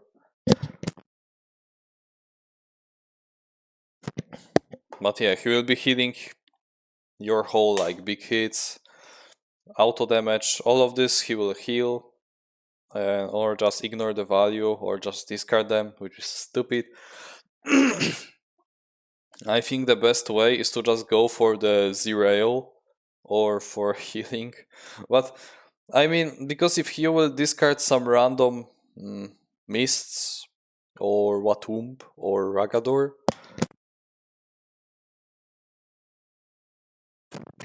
you will be like having better value.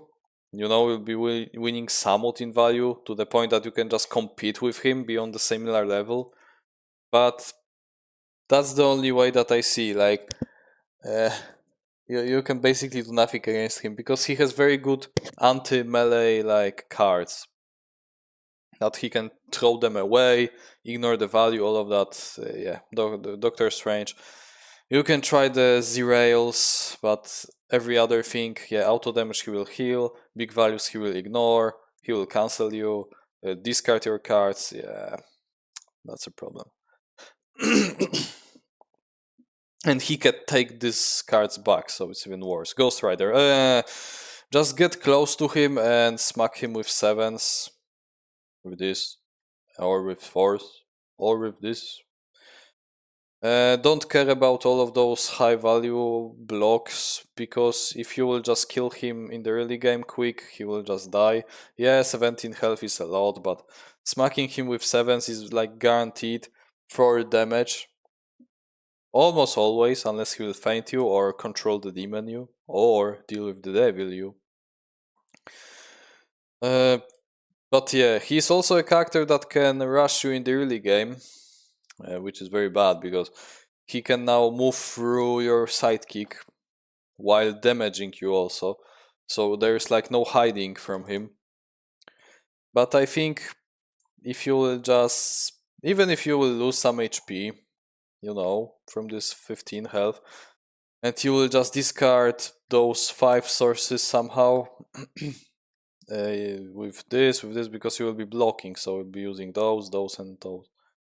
And then you can just hit him with sevens, and at this point I'm pretty sure he's dead because, yeah, he gets very low values. But he might also have a chance because of his ability, but I think if I would go against Ghost Rider, the only way is the big hits way, just hitting with sevens, with fours, and with Channel the Source sometimes. But yeah, you need to survive the early game. Hamlet? Oh, Hamlet.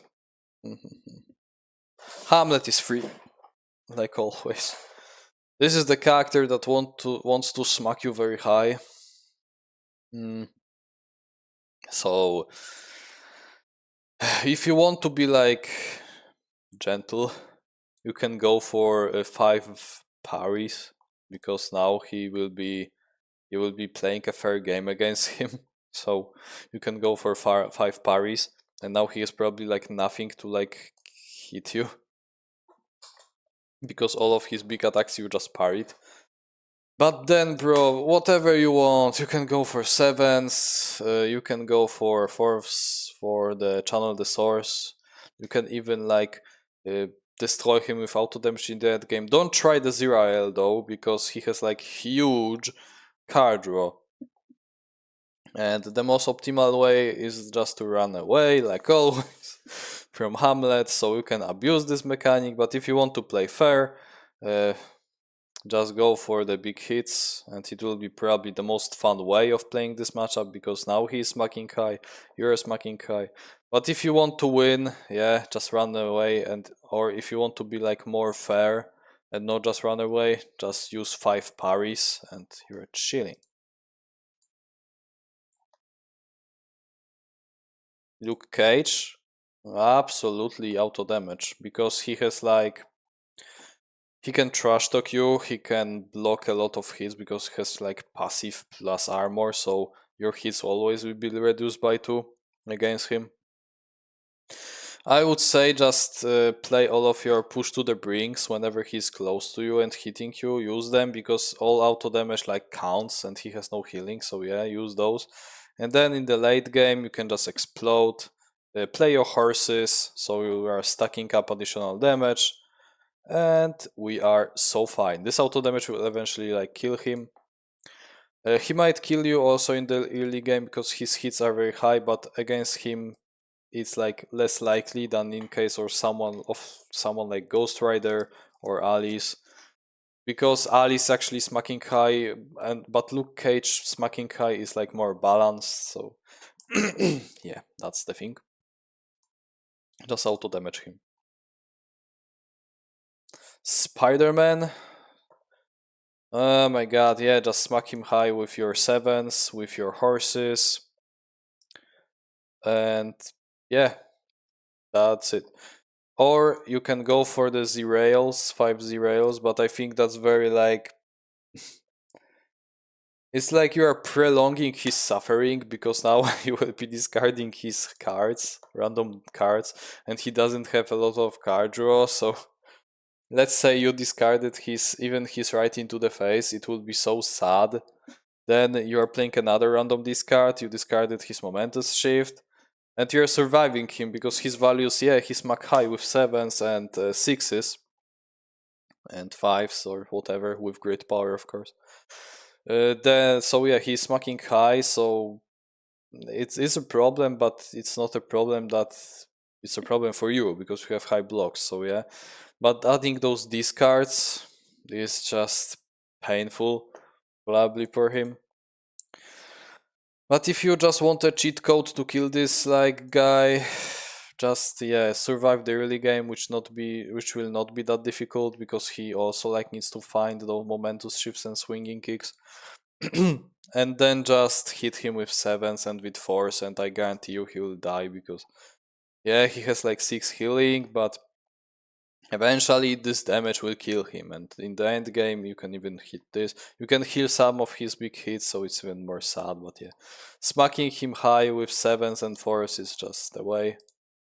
The easiest way probably. She-Hulk. Oh, this is bad. This is actually bad. Because She-Hulk has huge health bar, so our sevens, while they will be dealing damage, mm, they are just not good. I feel against She-Hulk, you absolutely like need to go for the similar playstyle to Golden Bat because she's very similar to him. That she can smack very high, control the hell out of you. Um, but yeah, I think if you'll just go for Zerails and discard her random cards, she will be losing so much value because every single card in her deck is so valuable to her. If you will discard Green Energy or nerf Clasting Strike, it's still like so painful for her. Because every single card in her like deck is like a good card. Similar to Wukong. So discarding those cards have like much bigger impact on her than on other characters, because on other characters you can discard trash, but she has basically no trash. And yeah, then go for cancels, stack up slowly but surely, heal whenever she will hit you with something big. Even try fatigue, because she for sure has like worse fatigue than you, unless she will go for sensational, but even sensational are not giving her that much value. So you can try fatigue with healing, with auto damage. Z-rails I think are mandatory. I mean, 5 Z-rails will be so powerful in this matchup that I would just straight up go for 5 Z-rails and don't give a absolute crap about anything else.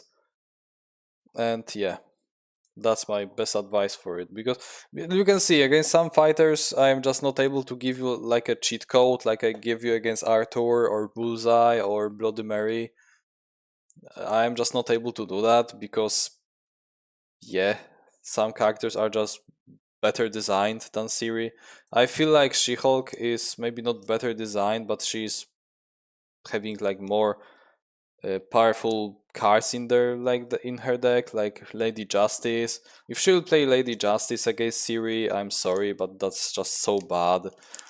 And then something like Omega or Savage are just also broken. So yeah, against some, like you can see, against some fighters, I cannot like give you the cheat code. And that's how it works. Like Ciri is not countering everybody. But yeah, Zerail against She-Hulk is probably a good idea. Square Girl, oh my god. If you will just go, you can just use the Child of the Elder Blood in the early game if she will just place a lot of squares and just absolutely demolish all of them. And then I think Square Girl is you are pretty fine with smacking her with whatever you want. Bane of Enale would be also very good against squares, so you can hit the Square Girl with your horse, she will probably block with something like this or this, and then you are just rushing through squares and killing them, all of them at once, at one space. So that's cool. But yeah, you will be fine by smacking sevens, and yeah, that's it. Just remember to even use Child of the Elder Blood in the early game, so you're able to destroy all of those squirrels. T-Rex. T-Rex is similar to Achilles, where we want to back off because in the early game we are just not able to take that much damage from her. We will just die. But later in the game, I feel like we actually have a chance and we can even like sit on her face. Probably, but it might be like delusional at my side. Because there are like too many auto damage and all things. But I think you are so fine by running away in the early game and just building up. And then just hitting her somewhere with this, with this. If you are close to her, just blink away. If you will cancel some of those effects, I mean all of those effects, if you will cancel, you're just fine. So we might say go for parries. Don't go for Zerails for sure, because she has like huge card draw. So Zerails are useless. And sevens are not necessary, so I think parries are the way, or blinks. In this case, you can use blinks because you can take blinks from the discard pile, because she will just, you know, you will get close to her, hit her with something like this lion cub, and then she will be attacking you, and you can blink back off. So either take blinks or parries from discard pile. Similar case to Bruce Lee. Also against Achilles, it was a great strategy to go for blinks, I'm pretty sure, but yeah. Against T-Rex, blinking works. Sattler. Again, cancel her. Just 5 times. If you'll cancel her 5 times, even if you'll cancel something like regroup, you're still fine. Sattler is relying so much on her effects that if you'll just cancel her, it's like basically a cheating. And then you might say, oh, but she has auto damage, but okay, we got healing, so we are fine. I don't even know if you need to like take 5 parries. You can just take 4 unicorn allies and just heal for 8. And I think at this point Sattler is lacking damage. Yeah, just parry her, heal. You don't even need like use derails. You can use them, like, but it's like not conditional. And then you will just she will fatigue herself, or if she will not, you can just smack her with 4s, with 7s, that'd be fine. Moon Knight. Moon Knight is a problem because Khonshu is basically ignoring our our, you know, auto damage. But yeah, it's not a problem. We can use it basically in other form. But I think Moon Knight is a problem first of all because he's smacking so high that we'll just die. Because it's not like when in case of Alice it was like, okay, she might not get close to us. She will need to use her defenses to like hit us very high. So yeah, she will be using defenses. Now we can hit her and all. With Moon Knight, it's nothing like that. He will just get close to us with Travelers and then hit us with 8 value this thing, or with this, or with Good Enough, or with this, and it will be like hurting us every time because all the time it will be like 6, 7, or 8. And that's very bad because, yeah, taking that much damage as Ciri is like not good. So against him, I'm pretty sure you can try similar thing that you were doing against Golden Bat, which is discarding random cards. Don't try to go for big hits because yeah, Mr. Knight will just probably reduce them to like 3, not 3 maybe, but for yeah, to 3, and then he can heal it also. But remember to if you want to go for big hits, because that's definitely an option, hit him in the form, and he's just wait until he's like a Moon Knight. Then get close to him and smack him with sevens. He will definitely take a lot of damage. But then you are very like susceptible, vulnerable to the Kanshu, because then he transform to Kanshu, and unless you will use blinks, you are just being smacked. Even if he will just smack you in one turn, you know, let's say you finish close to him, that now he's smacking you with this thing, which is now 5, and he can boost it up to 8. So now he's smacking you with this. You used blink, but you still took 4 damage. You are backing off. Then he's using travelers to get close to you, and he's smacking you again with let's say good enough for us. So now it's 6, and now you have like nothing good. So we are blocking with push to the brink, and now you took 3 additional damage. So he dealt you like 7 damage in one turn, and that's pretty bad. So he can do this thing, and I think Moon Knight is like actually good against you, because his value game is great. He has huge values, he's ignoring auto damage, and he has huge health bar. I mean, yeah. He is a problem, and he's smacking high, and Ciri is not able to like reduce damage that much or whatever. I mean, against this card, you can still use parry. Against all of those, actually. Against every single one of this, like, not Mr. Knight, Kanshu attacks, you can use parries and just take this 3 damage or 2 damage to the face, but you know, if you will be doing that all the time, it's just bad. I think against Moon Knight, just take blinks or derails with Lady of Present Time and just try to survive and hit him whenever he's like in the Moon Knight form or whatever, to just deal damage, but it might be difficult. Or if Kanshu will end, no, if Kanshu will end this turn, he's like Mr. Knight, so what the hell. Yeah, Moon Knight is a problem. So yeah, you also need big values. Miss Marvel, smack her high. We all know it. She has very trash defenses. So if you will go for sevens for 4 values and for this thing, and then finish her up with Child of the Elder Blood, you are just fine. You just need to survive early game, but Miss Marvel needs like more setup to actually start smacking you high, because someone like Alice will just get close and smack you. Luke Cage also can get close and smack you, like no conditions needed.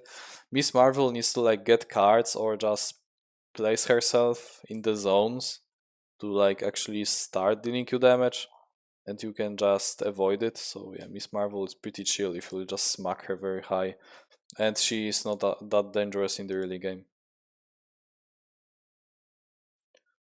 Shakespeare? Oh my god. Bro, imagine destroying all of those actors.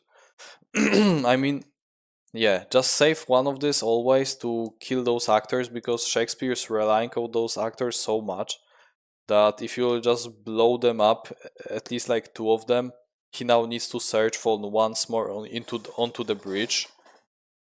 And because then, if he has no actors, you can just smack him, because look at those values, they are so bad. He can block with max of 3. Maybe higher, because this card might be higher, but you see the point. He has like very trash defenses, almost no defenses, I would say. So, and also if you will be attacking him all the time, so you know, first of all, destroying actors with this thing or those things. This is the mandatory thing, and then just, or with horse. Oh my god, Shakespeare's cooked. Or and then get close to him and just smack him all the time with whatever you can. So with channel the source, even lions at lower levels, so even 4 value is good. And with horses, and then he'll be forced to play some defenses or take hits, because he wants to like you know, line up the cards in the proper way.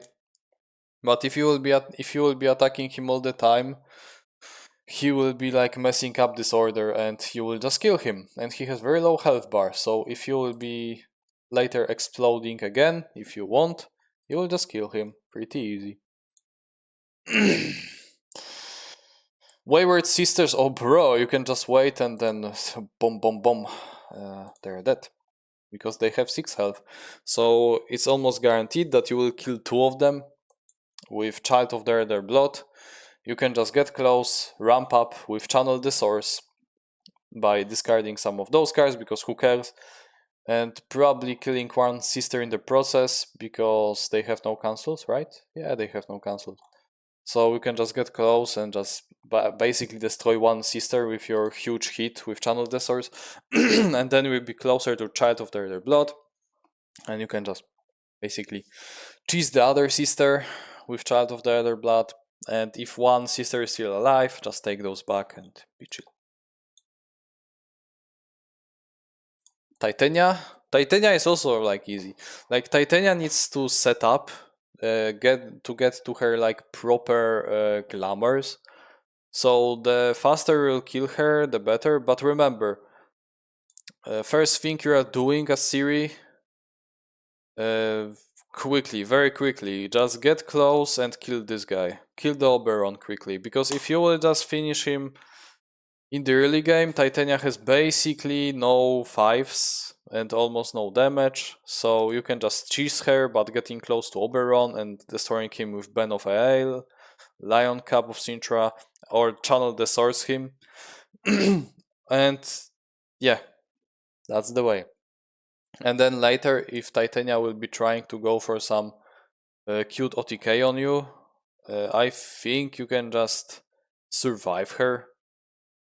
And now she's lacking damage so much that she will not kill you, so you can even, let's say you used force and channeled the source on Oberon and you killed him with it, and now if Titania will try to do anything to you, just take horses, like just take Unicorn Ally from the discard pile, heal for 8, and she has like no damage to kill you. She might try fatigue, but like bro, let's be real, you will still be like having all of those other attacks probably and this thing, so you can kill her. Or if you are like, oh, but I have no tools to kill her now, okay, just take Lion Cups back. Titania overall is so like exploitable. Like killing Oberon early is like GG's. Geralt, oh my god, very thematic. I mean, not very thematic, but yeah. Geralt?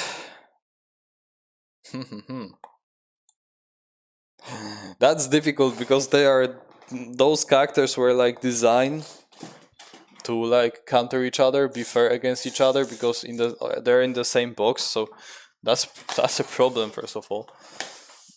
But I think our like boy Geralt, he actually has very good tools against her because he can cancel her and hit her high in the early game, or even action gain her in the early game, so that's a problem. Um, but I think first of all we need to kill this guy, because if then the lion will be alive, he can just discard our good cards, and now we have like almost no way to take them back. So yeah, just focus your aggro on him in the early game. He's like 5 health, so you will kill him very quickly, and he has like no good blocks. And then with Geralt, I think you're fine with going for auto damage and this value game. Because if then the lion now is dead, yeah, Geralt can smack you high, but you can blink away, parry, and zerail him. And at that point, you are pretty fine against him. Don't even try the auto damage, like, who cares? Just you can even take zerails. You can even take the parries, because now you will be ignoring the rends or his swords. So now he's like hitting you for nothing. So I think, yeah, zerails, parries, blinks, whatever you want, you can take back with Lady of Spencer Time. Just this cool, value game is definitely a way. But remember, you need to like kill this little fuck early. Okay, next one. Next one is Leshen. Ooh, oh wow, Leshen. This is weird, but I think first of all, horse is the way because horse will get to Leshen zone, hit him, and then rush out of the zone. So that's cool. Horse is very good against Leshen. And the second thing are the blinks. Because now you are getting in the Leshen zone, you are smacking him with blinks, and then you just back off from the zone. Or you can explode in the late game in his zone and just kill him. I think against Leshen it's pretty like chill to just wait to the end game because he has like very good healing, very good value game overall. He has very big hits, of course, but it's not like he has like 9 defenses, but it doesn't matter. He has tons of healing, so we need to finish him like quickly. So that's why I think you need to like go in and just destroy him in the late game and just ping him from time to time to force him to use those cards. That's why you want to probably take Child of the Elder Blood with the lady or Bane of an Ale, the horse card. And that's it, because going close and smacking with 7, yeah, it might work, but it also might backfire so much because now he will discard your card. Uh, and that's bad. So yeah, you need to like play all of those cards that allow you to kite with Bane and Blink. You can take them back, or you can wait to the end game, then go Child for all the other blood 2 times, then take it back and play it again. It seems alright. Philippa. Oh, Philippa has a potential to absolutely destroy you in the early game. And very quickly, because she can polymorph, get close to you, regicide you, and now let's say you have like no blocks except the unupgraded Zerail, so it's like 4 value to the face, and then she can just go next turn, draw 2 cards, polymorph, owl form you, now you lose another huge health bar, she might just destroy you. So the objective is to survive early game, first of all. But if you will survive early game, I think you can just smack her because she has like nothing. I mean, those blocks are pretty bonkers, but yeah, you can just hit her with this. Or if you are just lose too much health in the early game, just take back your horse, unicorn ally 2 times, heal for 8, and now you're back in business basically because her damage will eventually like run out, and yeah, you can just heal it out. So that's okay. And eventually she will just die out of fatigue. Oh my god, I am so like exhausted of talking about those like only those cards of because yeah, I'm only talking about the Ciri cards. I am like so done looking at this screen of her cards like but yeah, we are almost finished. Almost, Erodin. That's good that you are designed to like counter the Witcher characters, and that's pretty good that Ciri is able to counter Eredin somehow because she can basically destroy all of his like boys in the early game, and now he is like forced to play the big smacking playstyle, and yeah, he can smack you with 8s or whatever, but you are actually able to survive him. And I think at the point that he is in enraged form and you blow up all of his dudes, with this and with this and with horse. That's why the card is called Bane of the Nail, because he can just, the horse can destroy those dudes. So yeah, that's cool. And then just you can take Paris back from the discard pile and just cancel everything that Eredin is throwing at you except Brutal Strike. But Brutal Strike will be so bad if you will just parry it. But yeah, backhand you can parry. Also, fun fact: backhand is basically a Zerail. but the conditions are different, and that's very lore accurate because this sword, the Redin sword, was basically the backhand of Zerail. So yeah. Then yeah, you can cancel him, but beware of this thing. Or if you want to be more safe, just go for zero rail playstyle, which is also very thematic because now you can play defense zero against backhand, and now both of us are discarding cards, which is pretty cool.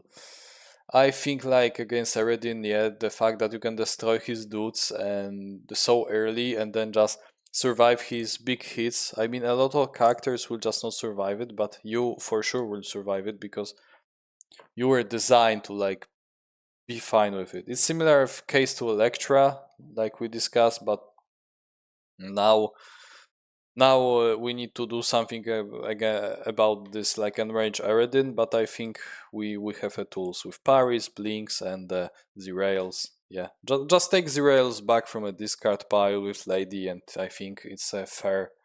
You have fair shot against Eredin. Yennefer entries. Oh, holy, that's very cool. From a thematic point of view, I mean they are actually kind of destroying you. I'm gonna be totally honest.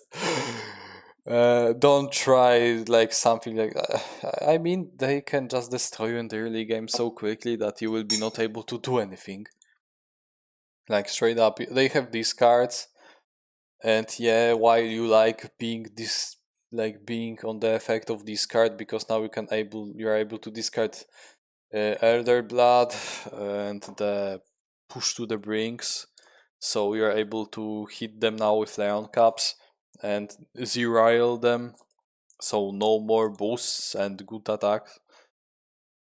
Yeah, just straight up go for Zerail probably or Lion Cubs on aggro, but still I think like they're and I think you will be somewhat fine, but I don't know. I think Zerail is the best way or just healing. The thing is Yennefer and Triss have like two very good things against you, like actually good things, which are these cards, because as Ciri you don't like to use those cards because all of your cards are like busted. Like you are the example of character who like to call the good deck. Like all of your cards are very good except this thing. So mm, so straight up, if they will just discard your cards, it sucks so much, and you don't want to discard those cards, even if you will be like, oh, I can ramp up my sources. Okay, cool, but you can do it like one time. It's not like it's not a cool thing for the whole game. If they will be discarding your cards for the whole game, that now it's so bad.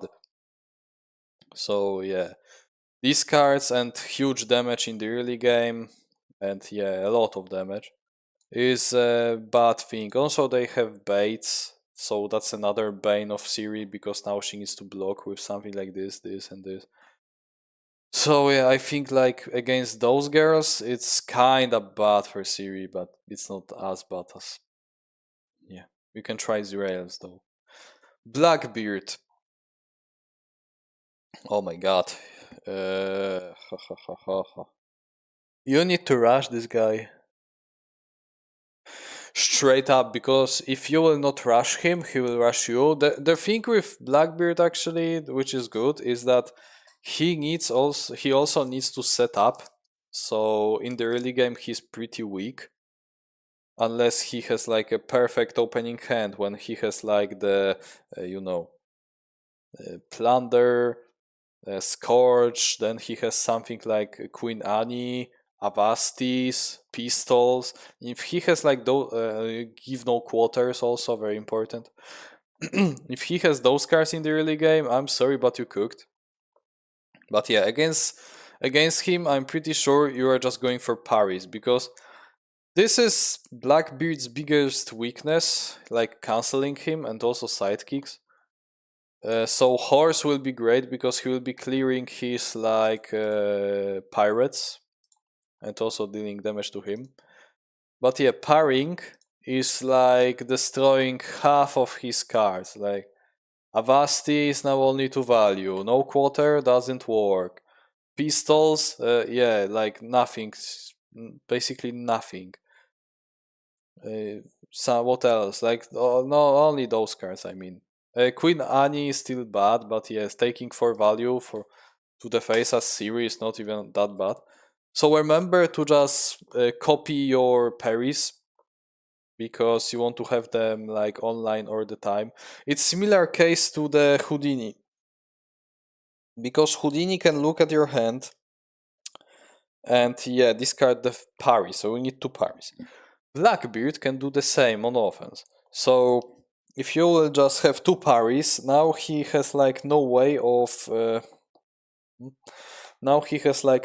of doing his stupid OTK on you because he will discard one of your parries and then you have second one, so you can just parry him in the like second action. Also, you have like blink, so you can like jump away from him. Yeah, so copy parries, copy blinks, and just be fine. I think that even the rails work, but parry is the most safe one. Chupa. Whoa, whoa, whoa, whoa. Chupa is like. Yeah, he might be dangerous. He might be very good at aggro. He has huge like tempo with card draw.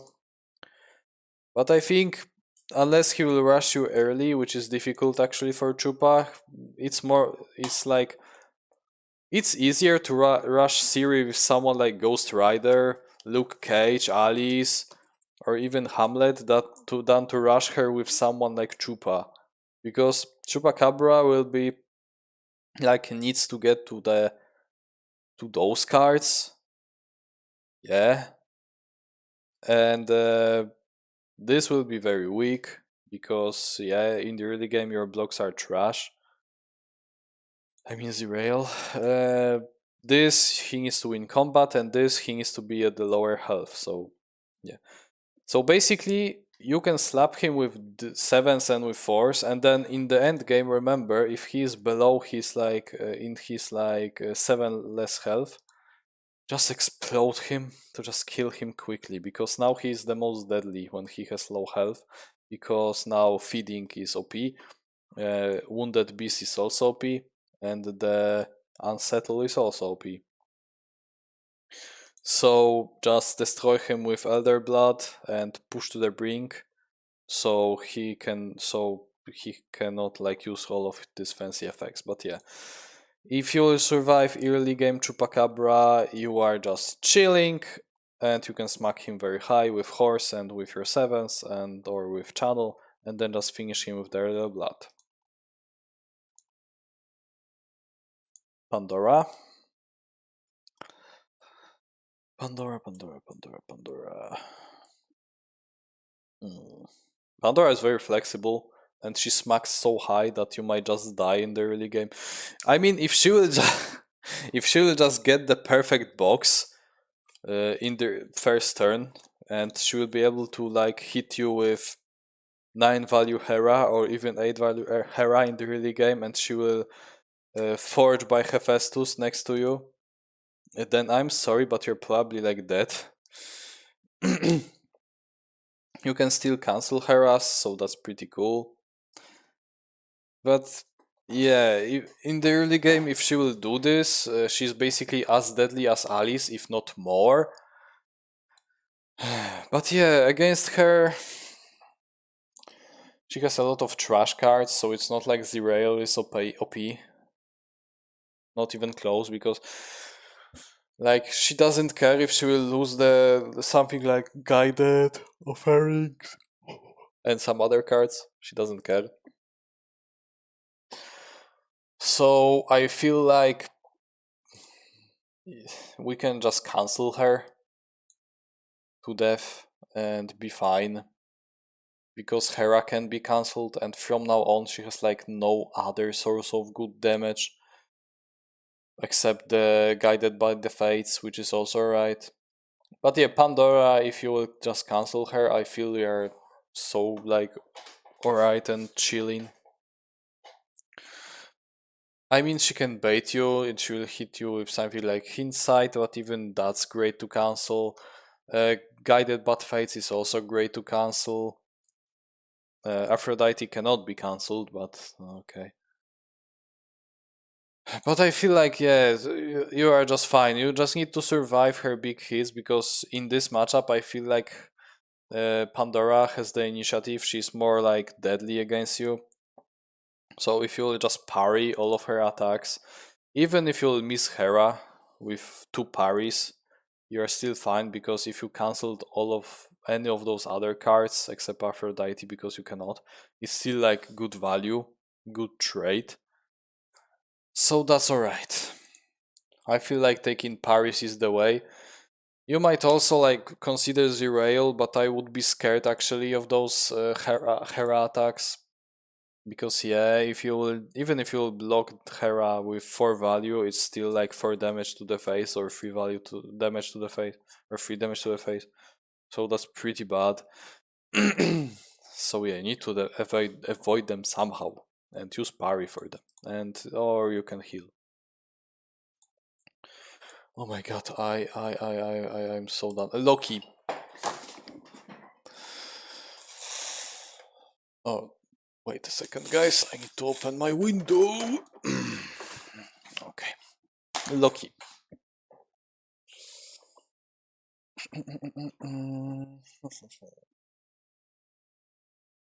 Against Loki, if he will give you his tricks, it's kinda bad for you because now he's like. I mean, Loki is the strange case somewhat because he is not actually that threatening to you because you can just still use this like my favorite strategy, coming close and smacking with sevens, but it's not working that well because he has like good blocks, but and also he has huge health bar. But I think against Loki it's similar case to Golden Bud, Jill, and some other characters that we were discussing, She-Hulk and all. If you will just go for the Zerael and parry, you are so fine because some of those effects, if you will just parry them, like tricks, if you will parry, it's just so fine for you. If you will parry this thing, it's even better, and here relies on it. So you have a lot of tricks in your hand. Like you can see that you have good tricks in hand, like Sindri or Freya. You can just parry, and you probably parried the looking for trouble at like 19%. So yeah, you can parry, you can blink away, you can zerail him to get more value. I mean, zerail is not that good because he can Sindri the cards. But yeah, parry probably. Smacking him with 7 and 4 will be somewhat more difficult, so I would rely more on the auto damage things like, Elder Blood and push to the brink. But yeah, Loki has like almost no win condition against you. That's the thing. That's I have a trouble to discuss him because Ciri is so fine against him. She has like better value game, better cans and all that. You are so cheating against him. If you want a cheat code, yeah, play the probably take Paris from a discard pile with Lady. And then whenever you see that you have a lot of tricks in hand, just try to parry him and you probably cancel looking for trouble. And if he has out of looking for trouble, this is just okay. Also, you'll be canceling Shapeshifter, so now he's not able to like combo you. Yeah, I feel like Loki, if you'll cancel him, he's pretty like he's losing too much like value. Leonardo. Oh my god, Leonardo, you can just smack him high. I mean, he still has like I have a plan and heroes in the half shell, and he has healing, so that's okay. But I feel like eventually you will just he will just die if you will just smack him with those sevens. Then you can explode him in the end game, but it's not that complicated. You just need to survive the early game where he will be smacking you with sevens, with turtle power, with six, I mean, with sevens with turtle power, and for senseis or with fearsome leaders. And then you are only scared of I have a plan. So pretty cool. You can even go for Zerail playstyle, because if you will be discarding his cards, it's like you are destroying his economy, because some of his cards are requiring him to discard a card. So if he will be discarding even more cards, it's worse for him. So yeah, Zerail is pretty good. Don't try parries because he relies on hitting with this and this. So yeah, if you parry turtle power, that's fine. But if you like parry katana, which is pretty cool, it's like Sekiro thing, you will take some damage. But yeah, Leonardo's pretty chill. Just just just go for Zerail probably, for big hits even. There you are chilling. Donatello. Donatello is having a great value game. He has very good blocks, so smacking him with high values is not an option. He can even combo you with the, where is it? Smoke bomb. And actually, he is very similar to Golden Bat and Jill in the way that they have very good value game, control game, so it's not like you can abuse them. He can take back cards from a discard pile and all, so that's pretty cool. So in this case, like always, probably we're going for Zerail and Parry or Blinks, or not Blinks, sorry, Parry, Zerail or Unicorn Allies, and we are just playing this fair game of Unmatched. So chill. Remember, he can only cancel after combat effects, so all of your 7 values are still 7s, all of your Zerails are still Zerails. You don't need no need to like getting several sources to like work, because yeah, he has a lot of cancels because he can take them back, but can only cancel the after combat, so it's like bad for him. But yeah, the value game will probably be fine against him, and eventually you will see who will win. Mikey, just go for Zerail whenever he's like getting close to you. Just block with Zerail at like 5 value, discard one of his cards. I mean, he will use one of his cards, then you will like discard another card. But even better, just parry him whenever he's getting close to you. And now he has like he has 3 cards in hand, so hit him with Zerail with this card. Now he has probably 1 card in hand, and now you can just bump him with 7 or 4 or with channel the source and chill. Yeah, he's very exploitable because of this like top deck thing. And again, only card effects are giving him action, so boisterous beatdown and yeehaw, and nothing else. So if you will cancel those, he's like so. Basically, cancel works against everything he's throwing at you. Raphael is problematic because he relies on baiting, and as we all know, Ciri don't like being baited.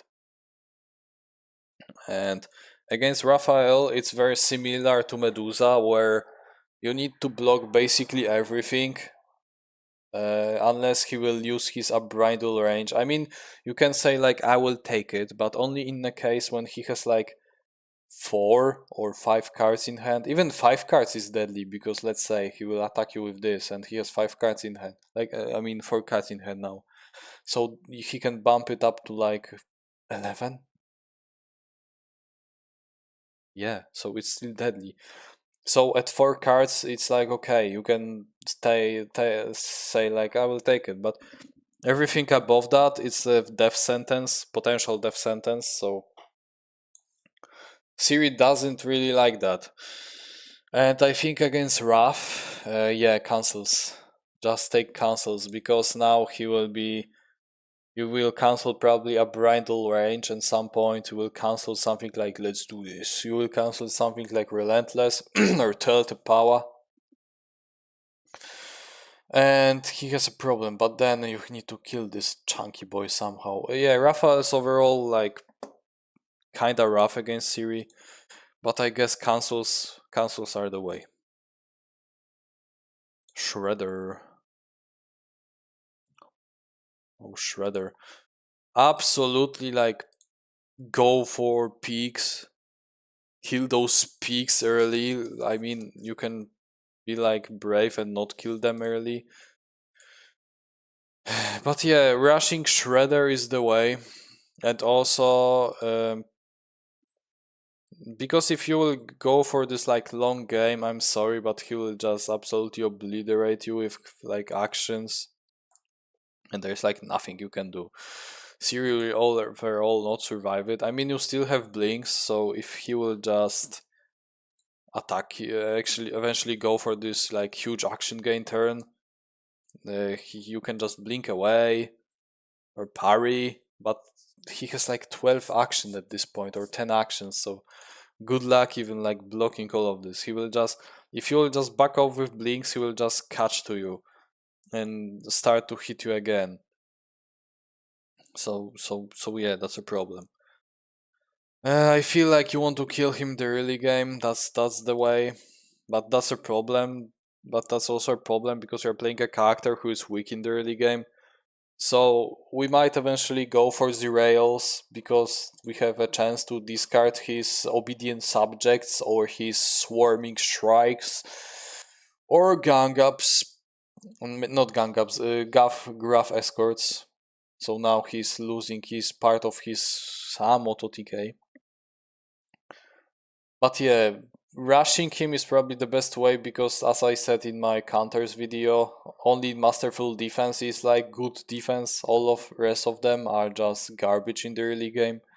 So if you just rush him early, it's the best way. So I would try to just bump those lion caps as early as possible with similar thing to channel the source. So yeah, you're getting close to him, channel the source so you can ramp up quickly and then just smack him with sevens. That's probably the best way. Krang. And the problem with Krang is, I mean, Krang is still like, even if he's rolling hot, he's still susceptible to all of your discards and all. But yeah, you just need to try to survive him, in my honest opinion, and play this cool value game. Like Krang is, in my opinion, very similar to Jill, Golden, She-Hulk, all of those control heroes. So, except he has like end the turn, so that's pretty rough. But it's not rough for you because yeah, we can still go for something like Zerails on defense, Paris on defense, and just be chilling, like play this slow game. Even if he will rolls hot, it's still like alright for us because we have very good values. So yeah, definitely take the rails back.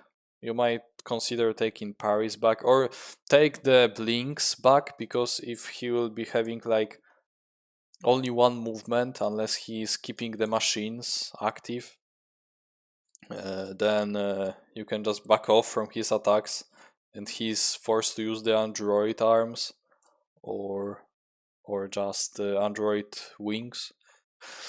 The only problematic card is the chain flail, but our values are kinda great, so this is cool. This is kinda cool. Yeah, because blinks and parries and the pushed are somewhat countering it. So I think the Zerail or parry are the way to play against this guy. Probably parry is probably better, so 5 parries will absolutely obliterate him. In my honest opinion. Muhammad Ali, pretty simple hero. It's like, it's similar case to Miss Marvel, but now Miss Marvel is more chunky. As you can see, blocks are pretty bad except Champion of the World that he can take back with the Where is this? Where is this card? Yeah, Ali Shuffle. The thing with Muhammad is that, yeah, while he can like smack you high, he will just smack you high one time, and then he's back to his like butterfly form. And yeah, while he can smack you with something like Ali Shuffle with 5 value, it's not as impressive because your values are actually great. I feel like when he's at his like Ali, like butterfly form, and he's hitting you from distance, the blinks are the way because now you can jump close to him and smack him with sevens and or smack him with fours with channel the source. I mean, Muhammad is pretty easy to kill. Like his blocks are very weak, and because this deck is designed around the greatest, but the greatest like doesn't really work, unfortunately, against good characters. Because yeah, imagine like hit dealing 6 damage to Ciri as this guy. Like where? So yeah, go for the rails, go for parries. You can even go for blinks. You can go for 7 attacks, value attacks, and that's it. Like he is cooked at this point. This is like Miss Marvel, but what if Miss Marvel has some control aspect built up in her? And those guys, I don't know. I don't have the experience, but I can try against this guy. Probably the best way is to go for the rails because you will be discarding his like high attacks or his blocks that he doesn't really have a lot of.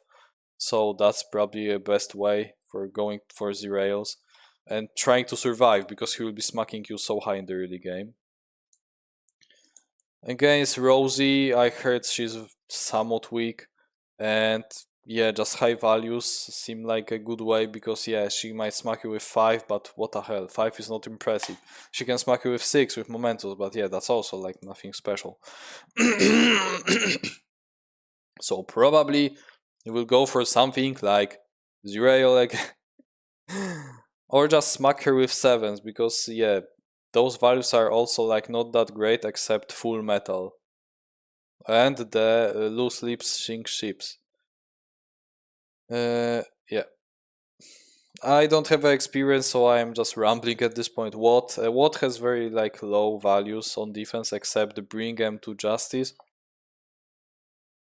So smacking him with high values with horse and with the cap and with channel the source seem pretty deadly for in the overall.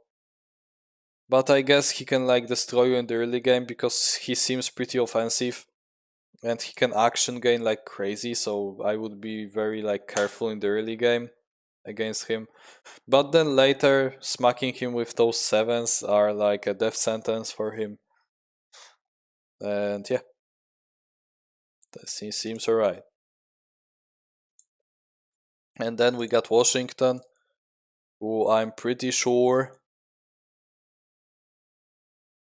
uh, you can cancel Roost tokens, right? If you can cancel Roost tokens by just no, because Roost tokens are not the. I mean, you are still canceling the card effect and cancel lower effects on opponent's card. So, bruh, you can just play cancels. Play 5, like take parries back, and you are basically destroying his whole game plan. Whenever you see Roost token, just play cancel probably. I think that's how it works.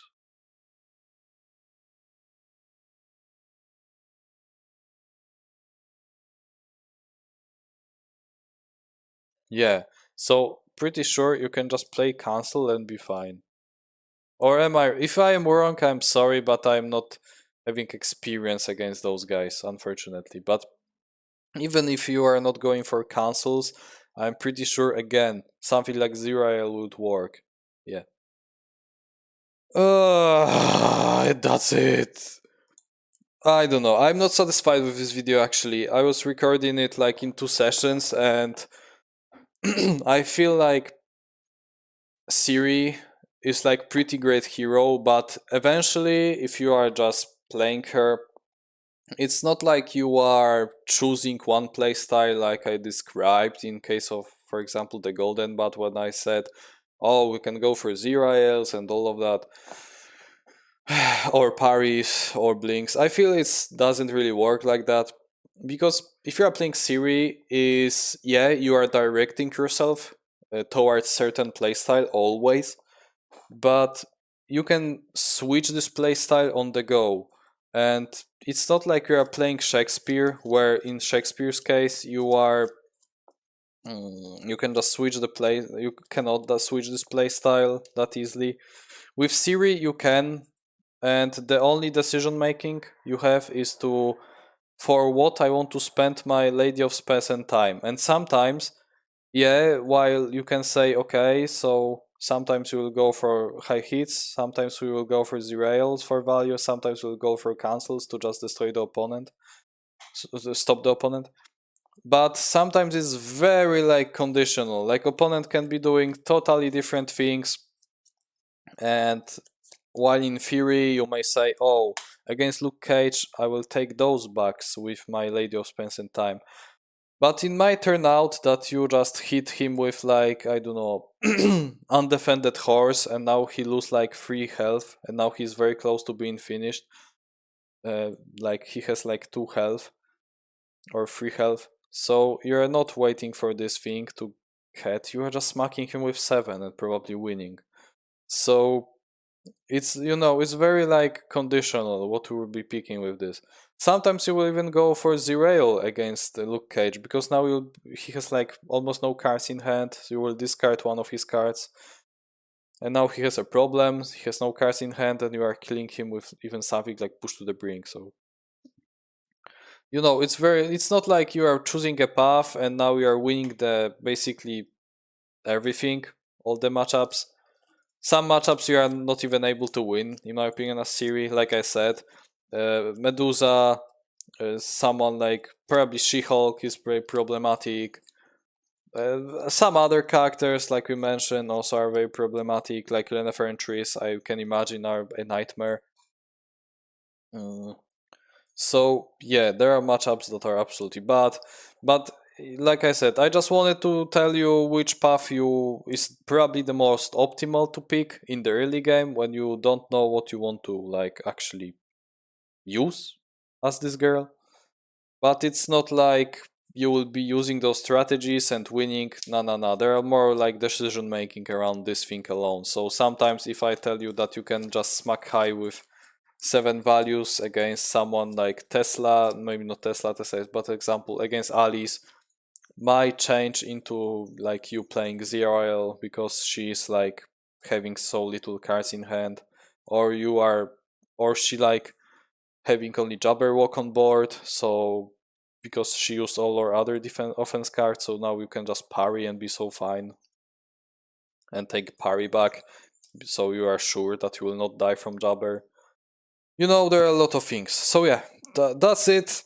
And I hope at least I gave you some ideas of how to play this girl against all of those fighters. And yeah, I'm not satisfied with that, but yeah, that's it. Okay, so that's it. Thanks so much for watching. Yeah. Take care, guys. Peace.